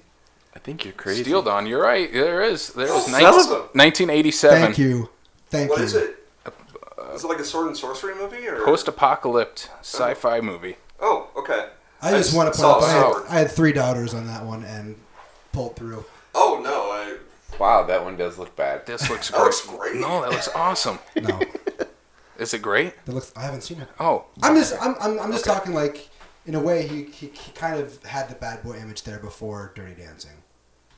But he's rocking a badass goatee in it. I would watch that in a heartbeat. Yeah. It looks fun. yeah, let's look at it. Fun. Yeah. Brian, find where it's at. Which one? Oh, Steel Dawn. Steel Dawn. Okay, Is so- Steel with or without so- any at the Are there end? any other thoughts on Roadhouse? Like the monster truck scene's great. It's all great. Yeah, Yeah. okay. Yeah. Sam Elliott, we gotta point out. Sam Elliott's awesome. Yeah, Cool. and I think that Over the Top and Roadhouse are very similar because they were trying to make big giant action movies out of topics that should not be big giant action movies. A bouncer is not a hero. It's a guy that you deal with Yeah. trying to get into a club or a bar. They're not cool. They're not badass. But they're then you just- throw in a But they're not sweaty Swayze. you throw in a sweaty Patrick Swayze throwing roundhouse kicks and ripping out throats, then you have a movie. And it's the fact that they had the bouncer code in there of how... Be nice. Yes. Be nice. You can get Steel Also, Dawn he- on Voodoo too. Also, he On calls Voodoo, himself yes. a cooler, not a bouncer. Oh, that's right. Yep. All right, should we move on? Blake, you want to throw out another one? I've got a really bad movie. This is terrible. It's called Birdemic. Yeah. Shock and What the terror. fuck? Shock and terror. You've never heard of Birdemic? Birdemic is. Do you remember the part where I said I'm not into the horror as much? No, but it should have It's popped not- up on your it's list. not really a horror. No. So Birdemic is. It's a ripoff of It's a Alfred movie. Hitchcock's It's a The movie that Birds. exists about birds that attack this small coastal town in the middle of a love story. It's tonally way off, just way off the mark. The special effects are terrible. They made a sequel. I never saw the sequel. The sequel is somehow worse. Do they know what they're doing in the sequel? No. Okay. So I think the director of Birdemic actually thinks it's a good movie. Yeah. I think we should talk about that when we get to some of the other movies where the director has no idea what they're talking. Yeah. It's. He's trying to make a statement, isn't he, about global warming? Yeah. But like 15 minutes go by and you feel like you've been there for an hour and a half. It's so poorly paced. Well, the entire scene in the beginning where they're in that conference room where they're making the $1 million deal that has no real cuts. It just has everything in real time. I mean, heck, this is the type of movie where people order food in real time. Yeah. You don't It shows need a to guy see filling this. gas in real time. Yes. It's Like, dude, is this the Brown Bunny? Yeah, No. this is not a Bellatar movie. Like it's a schlock exploitation, but it's so bad. It is. That's why I couldn't put it on here. Like, I don't find it entertaining. I find it too boring because it does hang on too long. We can take this off the list, quote unquote. No. I understand. Removing it. There is hilarious moments. Like another one I would throw out there, like The Wicker Man. But it's all you only want to watch Nick Cage with the bees. Right. Like you're not going to sit through the entire movie waiting for that scene. I don't want to sit through this entire boring scene just to get to the shitty CGI. I think of I'm the going to birds. remove this because it is not a good movie. It's not fun. No. It's just a bad movie. It is a really bad movie. Yeah. I'll turn it over to Corey now, actually. He can go next. This is borderline because I think that there are people that were involved with it. Well, I can almost guarantee it because they've said it in interviews that know what the movie is. But and your reference to Jason X reminded me of this, and I think y'all know what it is. It's Nightmare on Elm Street Part 2: Freddy's Revenge. There are people that do know that is a gay masterpiece. Jack Shoulder, who directed that film, has no clue at all. And to this day, I don't think He needs to embrace that because it's Freddy's Dead. If you look Freddy's Revenge. If you look at it that way, it is a great movie. Mm-hmm. Yeah. So if you don't, it's a god awful. There's like a newer film festival out in LA called Outfest, which they show gay and lesbian movies. They played this. Oh yeah. And people like. Yeah. If you look at it that way, it works. If you don't, it's a shitty nightmare movie. Yeah. Well, and it's a movie that none of the later sequels ever reference because it brings Freddy into the real world. And I don't know, the dancing scene with the tennis racket is beautiful. The S&M scene with the gym coach teacher, getting whipped by the jump ropes. Yeah. I might have to go rewatch my movies. Getting whipped by wet towels in the shower. When he's in his best friend's room and Freddy finally comes out to his best friend. Oh, it is. Are you throwing this out as a good bad movie though? Yes, I am. Oh, okay. Yeah, because I think that I think Jack Shoulder, even though he directed what I consider a great lost 80s movie called The Hidden with Kyle MacLachlan, I don't think he is aware of the contents of this film. And because it is played so straight-faced, it's hilarious. And Mark Patton seems to be in on it, too. The guy that plays the lead in it. Yeah. Everyone else seems to kind of be in on it, except for the director. He has fully embraced that this is a closet movie. Like, this is about a teenager coming out of the closet. Like, that's what this movie is. And the writer has within a Freddy Krueger movie. That was his intention. Interesting. I mean, I've known this for years. I've watched it, like, knowing this, but I definitely need to rewatch it again. I want to rewatch the entire series again. Well, you say that, and it even though I own this series for as long as I have, it has probably been a very, very long time since I've seen this movie. But one of my biggest qualms with this particular movie in the series, was that this is the only one where it wasn't the female that has to take out Freddy. Right. And then now that you say this, and I'm starting to picture the little bits that I can still remember, like, son of a bitch! He is. It's He's still a scream queen. It's still going with the same, but it's just I'm like, wow, I legit have to go back and rewatch it now. Oh yeah. Yeah, you have to watch it through those lenses. Like if you've watched it back in the day, back on whatever, and then now look at it through those lenses. It's great. And I don't know if the documentary is still on Netflix, but Never Sleep Again. Yes, It's really. It's on Shudder right now too. Okay, it is. And Voodoo. It's everywhere. 4 hours long. It's great. Yeah, it is fantastic. The Night That I Met My Wife is the first time I saw that movie. That was back in 2010. And that was one of the first things that I told her is, oh yeah, I just spent the entire afternoon watching a 4.5 hour long documentary about the Nightmare on Elm Street franchise. And that didn't make her turn around and go, I'm out. Exactly. That's how you knew she was the one. Well, yeah. And later on, I sat down and watched a 7.5 hour long documentary about a franchise that I don't really care for, which is Friday the 13th. I have watched both of those at least twice each. And they're great. I need to sit down and watch them. I have them, but I need to sit down and watch them. I made it a half hour into the Crystal Lake ones, and I'm like, I'm done. I don't care about this. There's one thing about the Crystal Lake ones that, and I don't know if this is just a happy accident, but if it's not, I think it's absolutely hilarious. Is if you look at the runtime for both, because it's in 2 parts. Yeah. The runtime for collectively is 666 minutes. Yep. For Crystal Lake. Didn't know that. 666, get it? Because Did you know that the real number of the beast is 667? Anyway. Just throwing that out there. Brian, do you have another one to throw out after Nightmare on Elm Street 2? Of course I do. Which is a great movie. Do you have the Running Man on there? I was going through other stuff. No. Don't. There's a reason why I... All right, Brian, what's your movie? Go ahead. I will bring up the Running Man since you were taking a No, peek. you don't have to. No. It's perfectly fine. For you it is.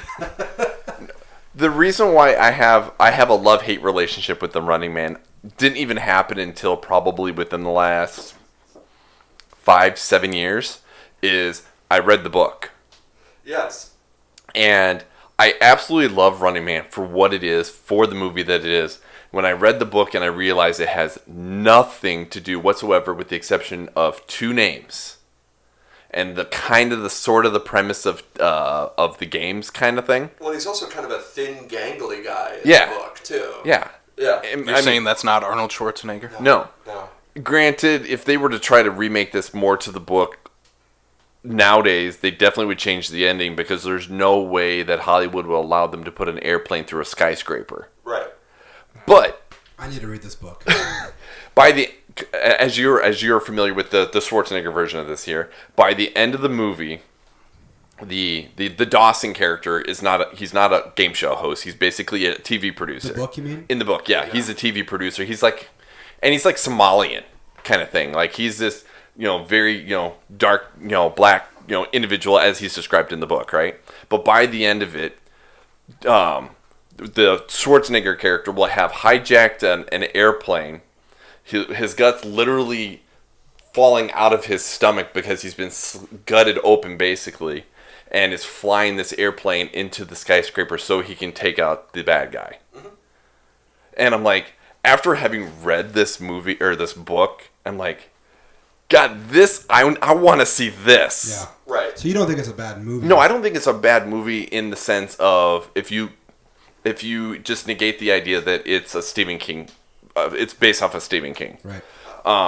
It's that it's a bad movie knowing that there's the content that is in that book, I think would have even made it for an even stronger movie. Okay. But I just don't think that, I think that they were just playing off the whole Arnold's big and we need to find a context to be able to use him. Hey, let's go get our buddy Jesse Ventura. Let's get a couple of ex-governors in this movie.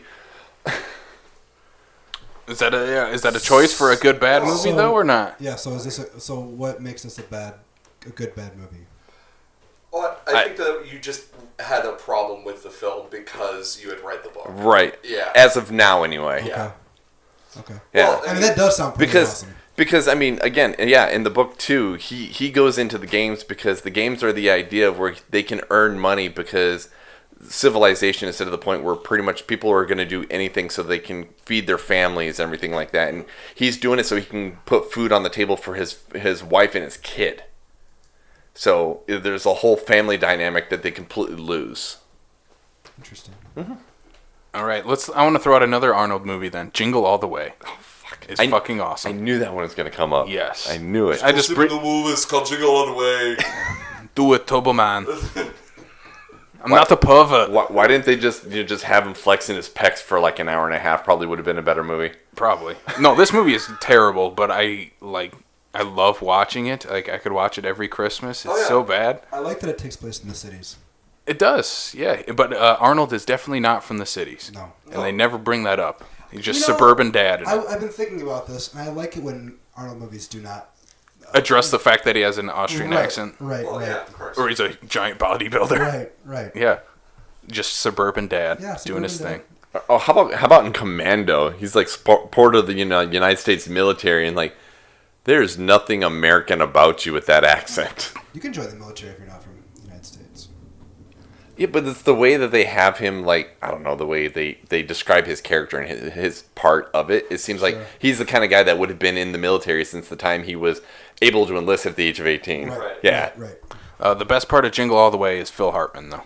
Yes. He is great. I like Sinbad in that movie more. He's bad, though. He's not... I think Phil Hartman knew what movie he was in. I don't think anyone else did. Like, Phil Hartman with the cookies. Oh, God, these cookies are so good. And then he just... But at that point... Phil Hartman is the best at just flipping the switch to being, like, creepy, weird dad, and then just flips out on the kids right after. Well, and obviously they had really good chemistry because Phil Hartman and Sinbad appeared in House Guest. Yeah. I need to watch that then. That's good. Yeah. Is it more of just that aspect, or is it kind of his using his SNL roots to pull off some of the funny that maybe the other ones aren't able to pull off? No, Arnold can do funny. Sinbad can do fun. They all have that. I know that. But Phil Hartman is one of a kind, though. He's Phil Hartman. I mean in terms of like the self-aware, because Sinbad comes to comedy in movies from a stand-up point of view. I think Phil comes in from the sketch comedy type of thing. Right. I think Sinbad is trying to go into his stand-up routine throughout the movie, and it just doesn't work because he's kind of just riffing. Yeah. Well, and Phil Hartman was always great because he is probably the most versatile person that has ever been on SNL because he could do the straight man thing really well, but he can also be the insane funny guy.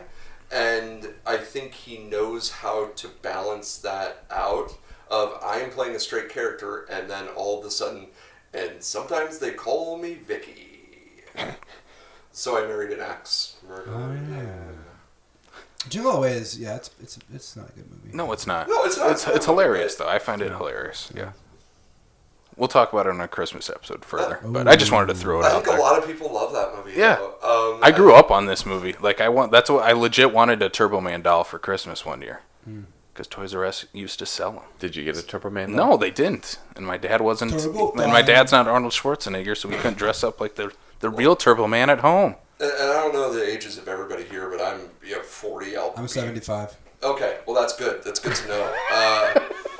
But You look good for 75. I think that there are movies that we look at and consider bad, like The Cat in the Hat, which I think is an amazing movie. It's but so awful. great. But I think people have nostalgia for these things like Jingle All the Way because they grew up with that. They don't look at it as a bad movie. They look at it as, oh, well, this is just something from my childhood. Cat in the Hat would count as a good bad movie. I watched that movie in the theater.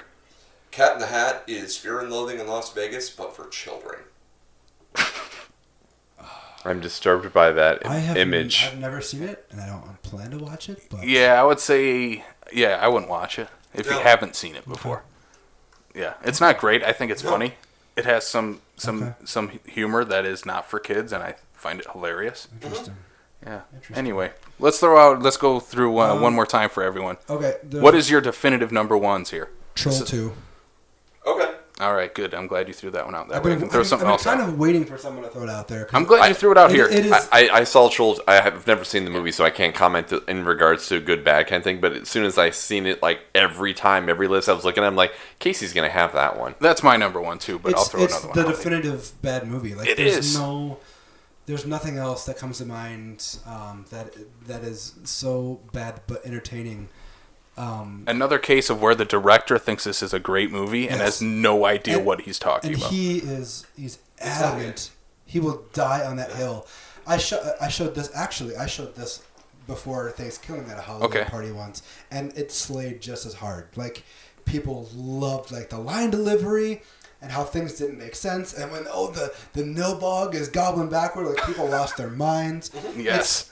It's just terrible. It's so great. It's great. You have to watch the documentary Best Worst Movie along with it. Yeah. That is a great documentary. I almost feel like it's so bad that it actually is good. Like it's like an I hate to use this term, but it's almost like an elevated bad movie. Like it is the perfect bad movie. Yeah, it is. It's my favorite too. Like just everything, the line delivery, none of it makes sense. The dad is one of my favorite characters. He's like, I'm gonna have to tighten my belt at 1 notch higher because your kid pissed all over the food. Yeah. You can't piss on hospitality. Yeah, and the sister is so bad. Nothing at what a actual teenage girl is actually like at all. Like her weightlifting in her room. There's no nuance to her at all. No, not at all. I love the scene where the main villain woman shows up into the group of kids camper, and she starts making out with this guy, and they start eating a corn on the cob for no reason, Yeah. and it turns into popcorn. Mm-hmm. Why? And it's amazing. I can't believe no one has mentioned the talks that the kid has with his grandfather. Just these insane talks that the kid has with his grandfather. In the mirror. Yeah. Just disappear. Yeah.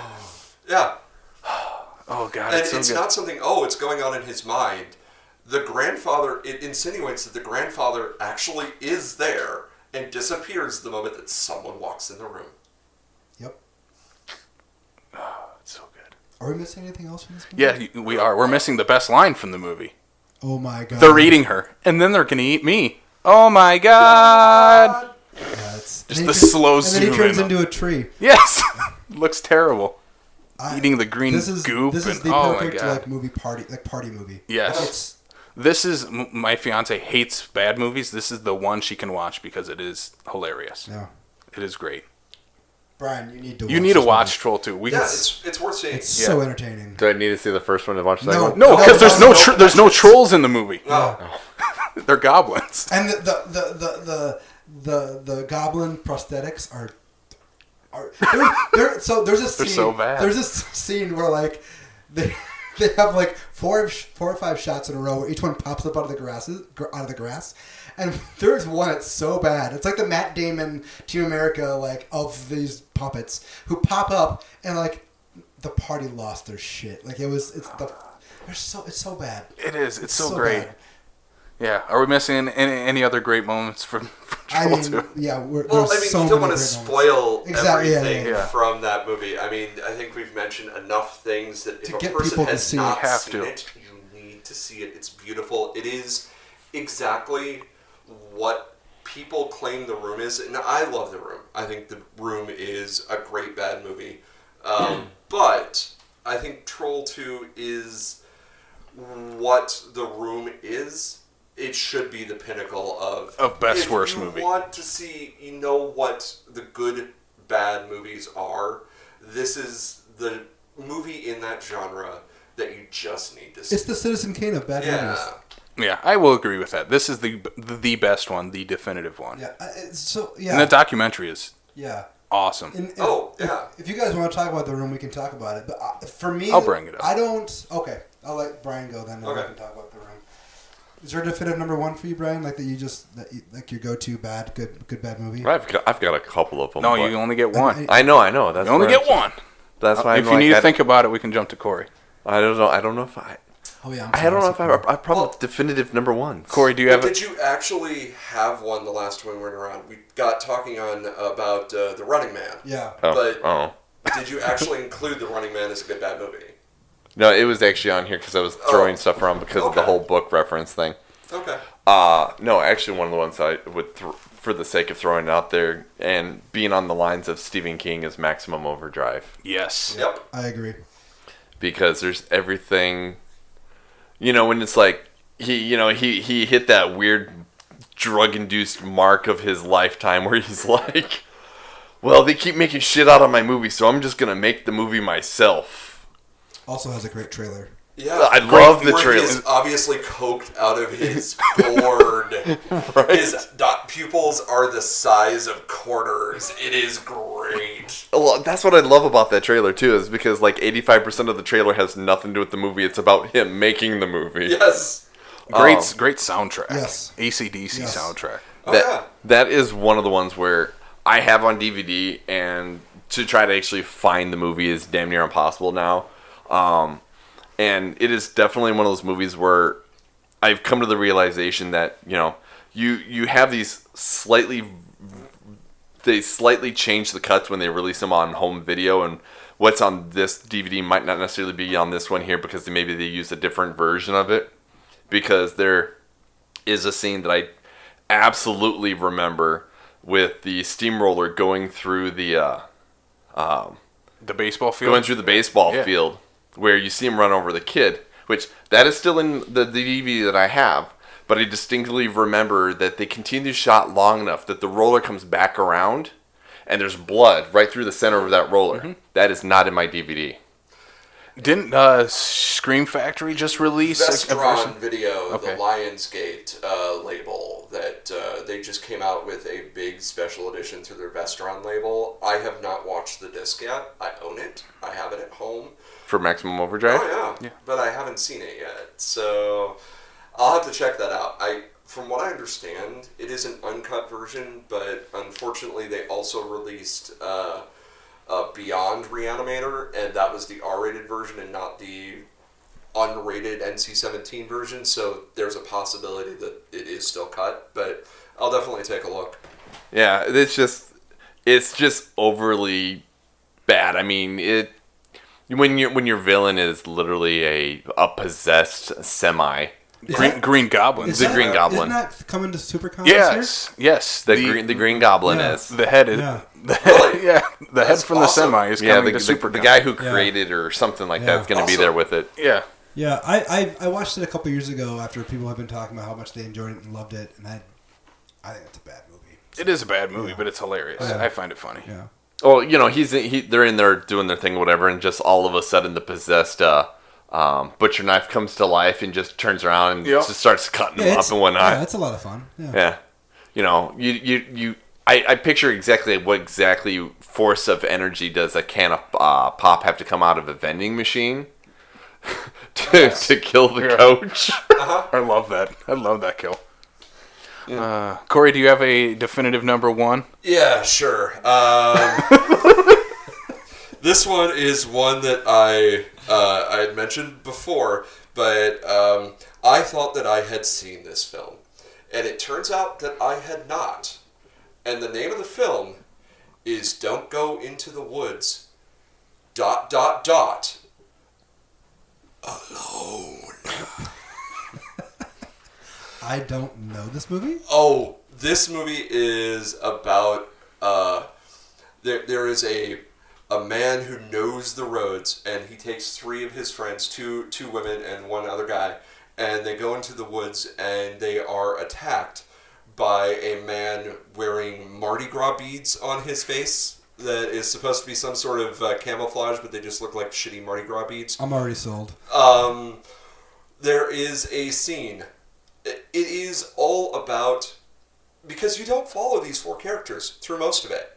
You will go back to it, but mainly it focuses on other people that are being killed by this guy.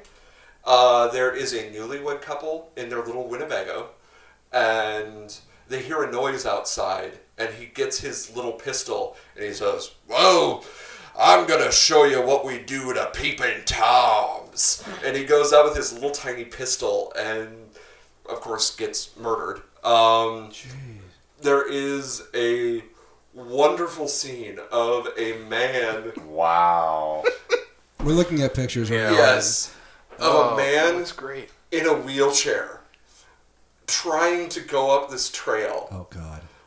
And they periodically go back and forth between the plots of, oh, well, I guess we're just back with this man in a wheelchair.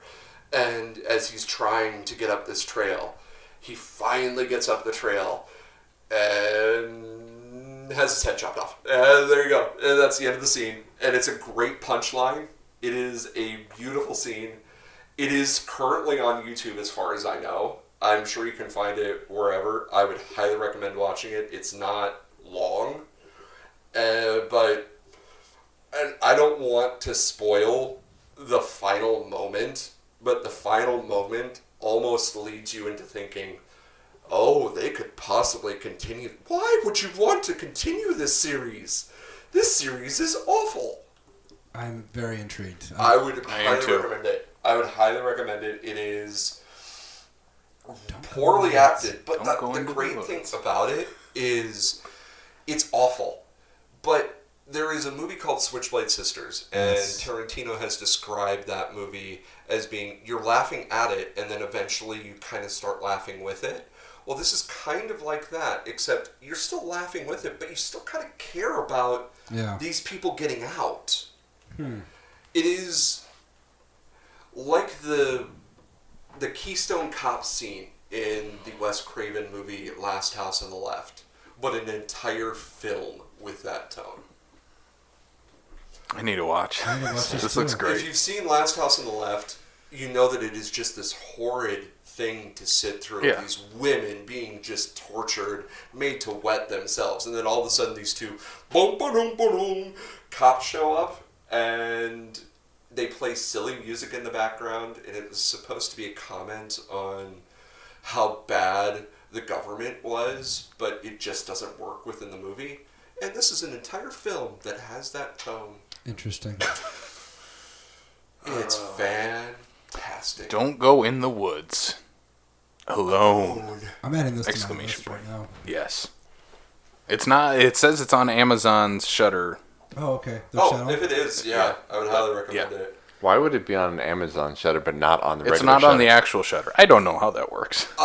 It's weird because I know that Joe Bob Briggs' The Last Drive-In that they did, things will not be on actual Shudder. They've lost the rights to that, but for some reason, I don't know if it's just Amazon still has the rights to it. Oh, I gotcha. Their versions of those episodes are still up. I think they still have the Boogeyman up. They still have a couple other ones up that are not available on Shudder proper. So Weird.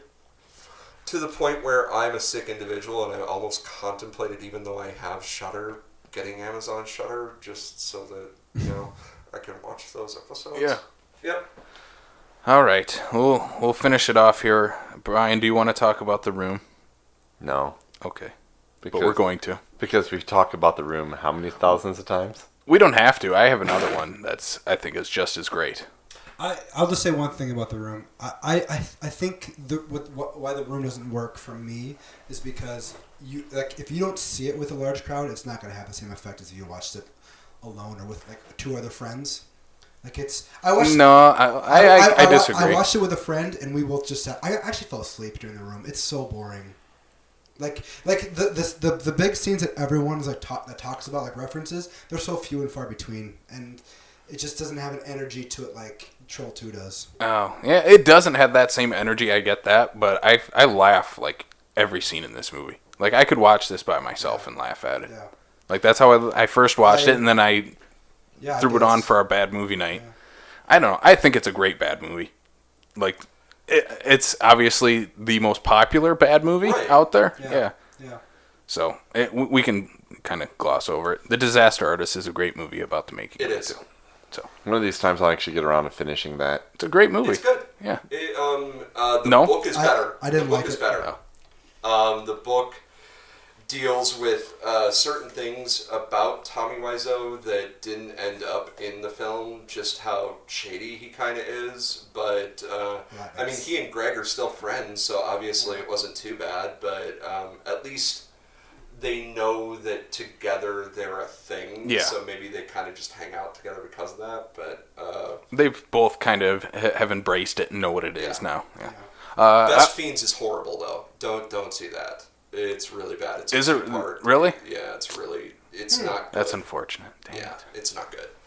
Anyway, I'll throw out one of my other ones in my top 3 best, worst movies. M. Night Shyamalan's The Happening Yes. is a great bad movie. I have not finished I it. thought about putting that on there a couple of times. For me, this movie honestly gets funnier every time I watch it. Oh, yeah. Yeah, like it's kind of like Maximum Overdrive, where it's like you watch these ridiculous, over-the-top deaths, and they get funny every time. Especially when you get to the end, you realize exactly what's killing everybody. Fucking trees, man. Oh, yeah. And Mark- when it got to the twist of The Happening, I just went like, "That's my fucking payoff." I'm kind of pissed. It's so bad. But Mark, nature's getting mad at us, dude. take an interest in science. It's M. Night's hippie movie. I have not attempted to watch it since it came out, but isn't there a scene where they're trying to outrun the wind? Yes. Yes. Yeah. Uh-huh. Well, there's a few scenes kind of where they do that. Yeah. There's a scene where Mark Wahlberg talks to a plant, Mm-hmm. and it's great. I think I need to rewatch this movie. You need to watch it. It's actually great. Watch it. Yeah, I've never seen it. The only one that seems to be kind of in on the joke is John Leguizamo, but even he is kind of bad in the movie. He's really bad in it. Yeah. No one's good in this movie. Yeah. No. There's a But- guy who randomly loves hot dogs, Yeah. like way too much. Mark Wahlberg is bad. Zoe Deschanel is much worse. 'Cause She is so bad in this movie, but it's hilarious. She's just dead-eyed the entire Uh-huh. movie. Like Mark Wahlberg, I think he just wanted to work with M. Night, yeah. and it just happened that it was the happening. And he's it was just god-awful. a bad character for him to play. It doesn't. His voice is kind of higher pitched when he gets excited, and unfortunately, that makes scenes unintentionally funny. Spot Yep. on. And guys, how's it? No, Hey, no. let's just take an interest in science. Yeah. Like, we don't want to hurt you.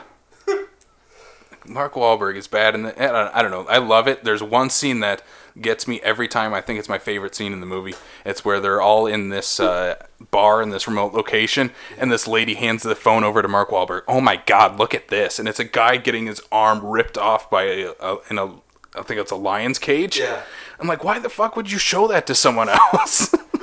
Like this person you've never met before. Oh my God, look at this. The big thing about the movie is, it's M. Night Shyamalan's first R-rated movie. Yeah, What's they really gonna pushed it. happen in this one? And really, it's just a few gross-out gags, and that's about it. I mean, Yeah, they're hilarious. I guess I never realized that it was his first R-rated movie. Yep. Yep. Yep. Because that's what they sold it on, was it being R-rated. The first, I think he even said that in the trailer, it's like the first R-rated movie from the show. And of That's course, bad. he wrote the movie Devil, and that was also R-rated, and I think came out maybe a few years later, but...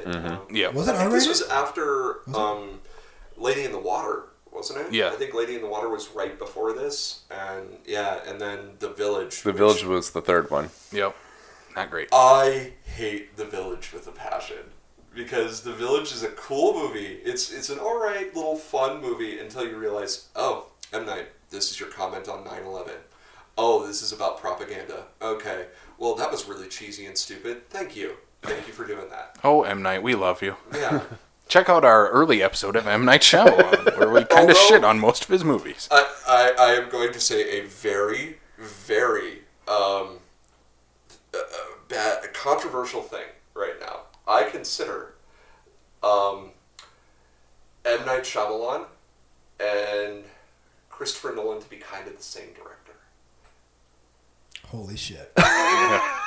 Because they are directors that know their craft very well, but both insist upon, and Christopher Nolan with his damn brother, writing their own movies, and their screenwriting skills are very, very poor.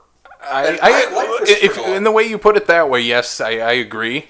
I think that Christopher Nolan Executes better.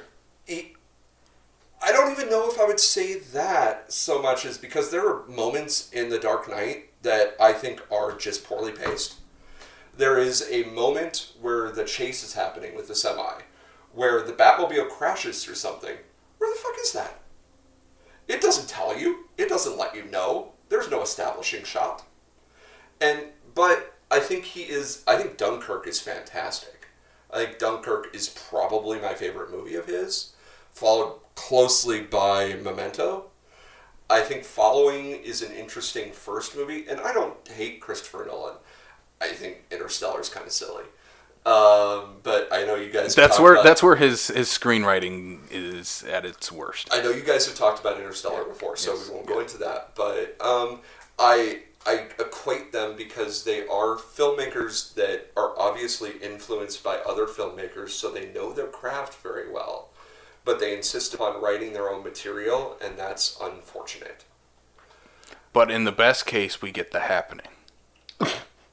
Okay. Yeah. Yeah. That's why we're here. You get some bad movies with an occasional good one. I see your discomfort. I don't mean to rag on Christopher Nolan. I like Christopher Nolan. I actually agree with you. I think he's a fine writer. I just think I think he's a bad action director. That's what I think. Yeah. But we can save that for another time. We'll do a whole Nolan. I would love to get on why I don't think Christopher Nolan is as good as people say he is. Ooh. But I do like him. Do that around the Tenet. I do like his movies. I look forward to him. I just like the fanboyism over him is so. He does have a fanboy But following. to consider him along the same lines of, say, a Scorsese or a Paul Thomas Anderson is, I think, kind of insane in my mind. Because to me, Christopher Nolan kind of makes the same type of movie over and over again, much like M. Night Shyamalan. It's like, oh, we're going to do a movie where it's kind of... It's the only flaw that I find in Dunkirk is the fact that it is not told in a linear fashion. I think Dunkirk may have worked a little bit better if it were told, but he still has to... I mean, really, there's no other word to use. It's still Christopher Nolan masturbating for 2 hours. I actually agree and disagree with that. Okay, but I don't want. We'll deal with it later. Yeah, we'll save it for a Nolan episode. Yeah. We're gonna piss off. Let's piss off the internet. Yeah. Yes. Yes. Yeah. Because I actually strangely kind of disagree with you on that. Because That's cool. I have an idea, Brian. I don't know how you feel about Nolan. Okay. Nolan.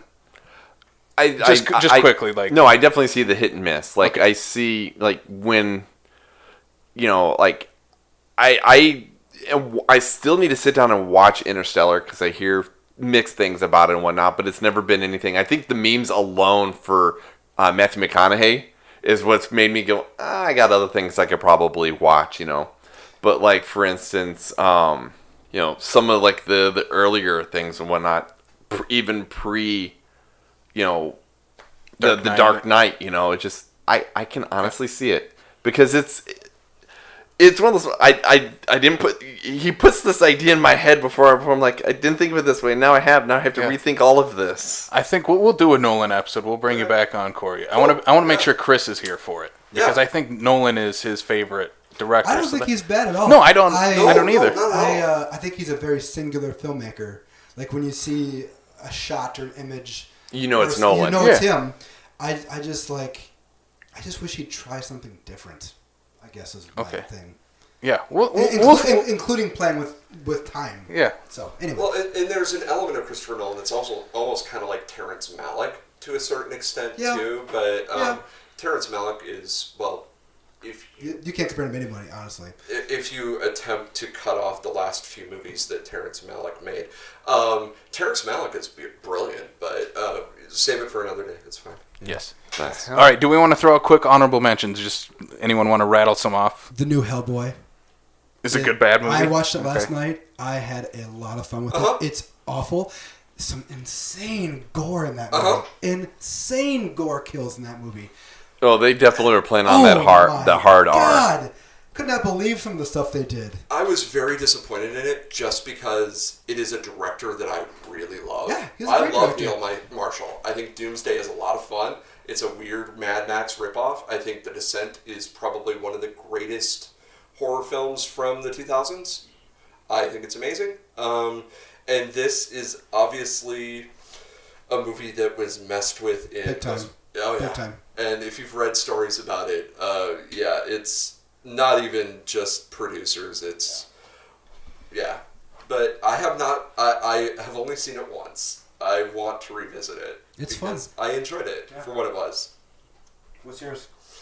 A movie which I think gets a lot of crap, but I also think that most people consider it a good, bad movie. Silent Night, Deadly Night Part 2. Garbage Day. I just watched that, and that's another movie I'd put on. It's so bad, it's bad. But that's just me. That's just me. Like, they literally show, like, half the first movie. Oh, yeah. And I think that's why it's kind of enjoyable to me, but it's also... There is a scene where they're in a movie theater watching scenes from the first film. It is a very... And the backstory behind it, because from what I understand, is they did not have a lot of money, but they wanted to make... The studio wanted to make a sequel. And so that is part of why a good percentage of the movie is the first film, because it was already shot. And a lot of it was outtakes from the first film, because they're not the exact scenes, but it is still from the first movie.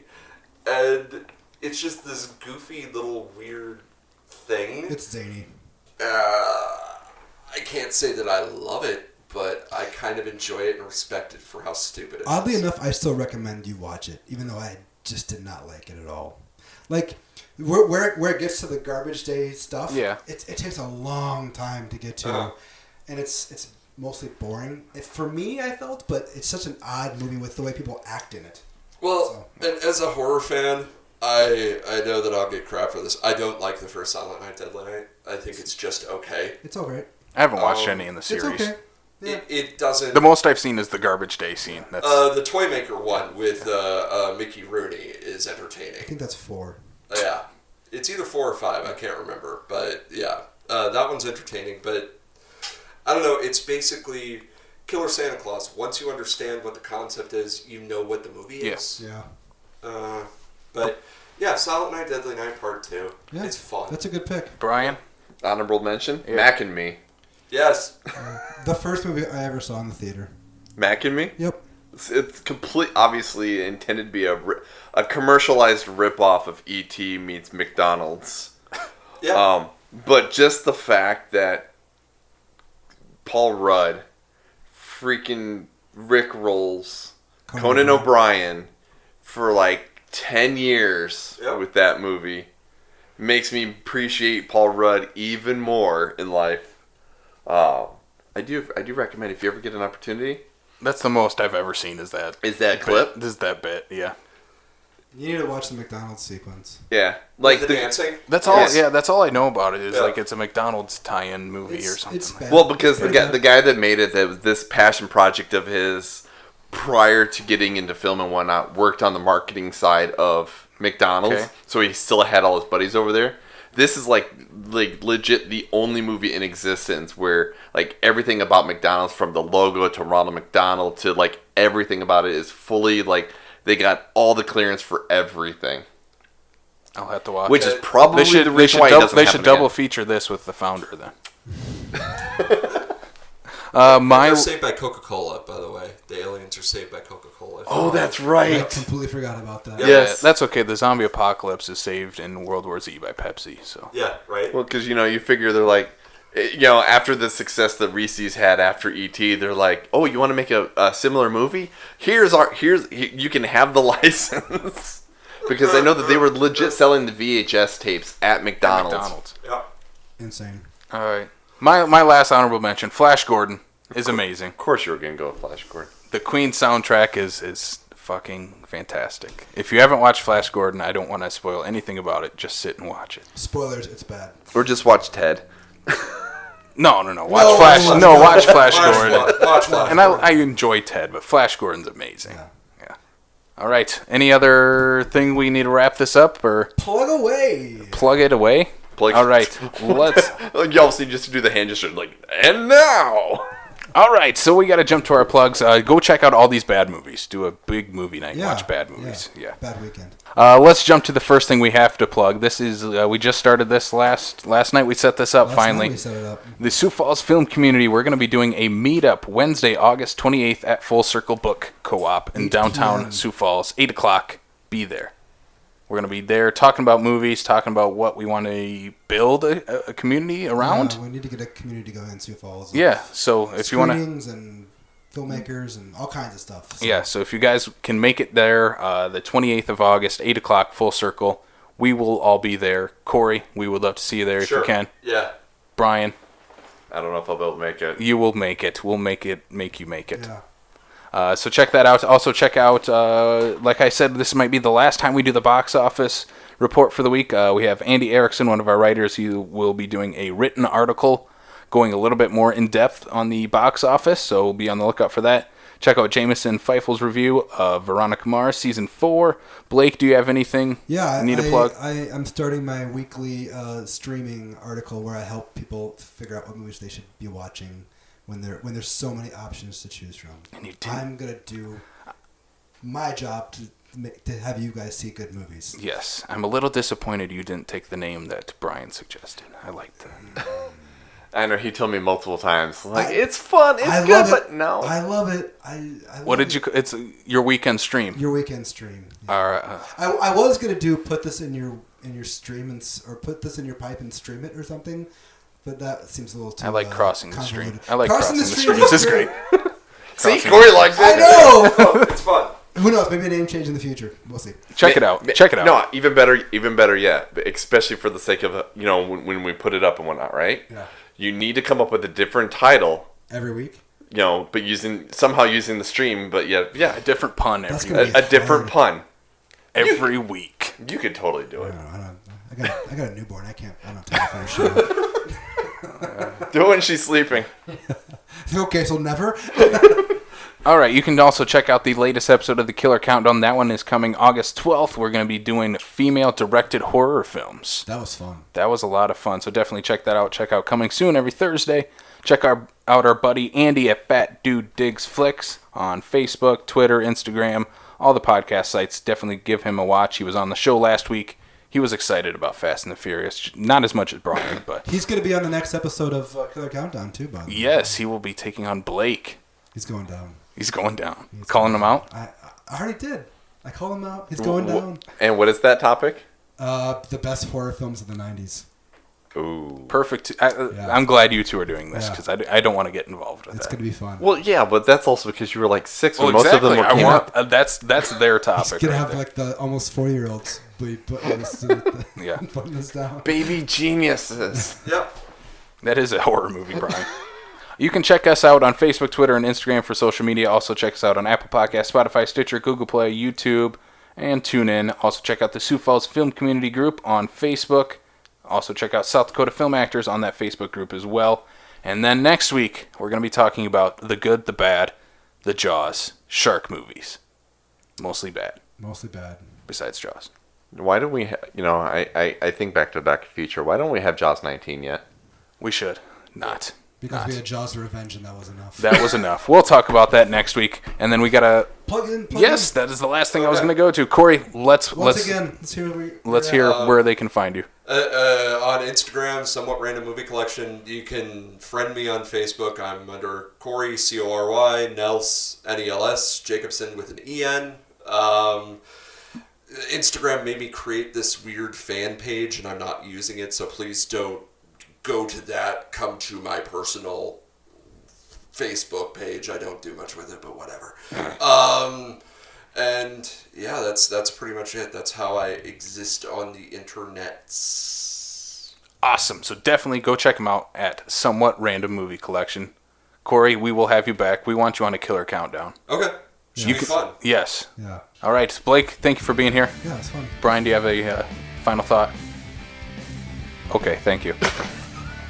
All right, thank you all for listening, and you can you can check us out on the Backlot of South Dakota. I messed it up because Brian was talking. Ha ha!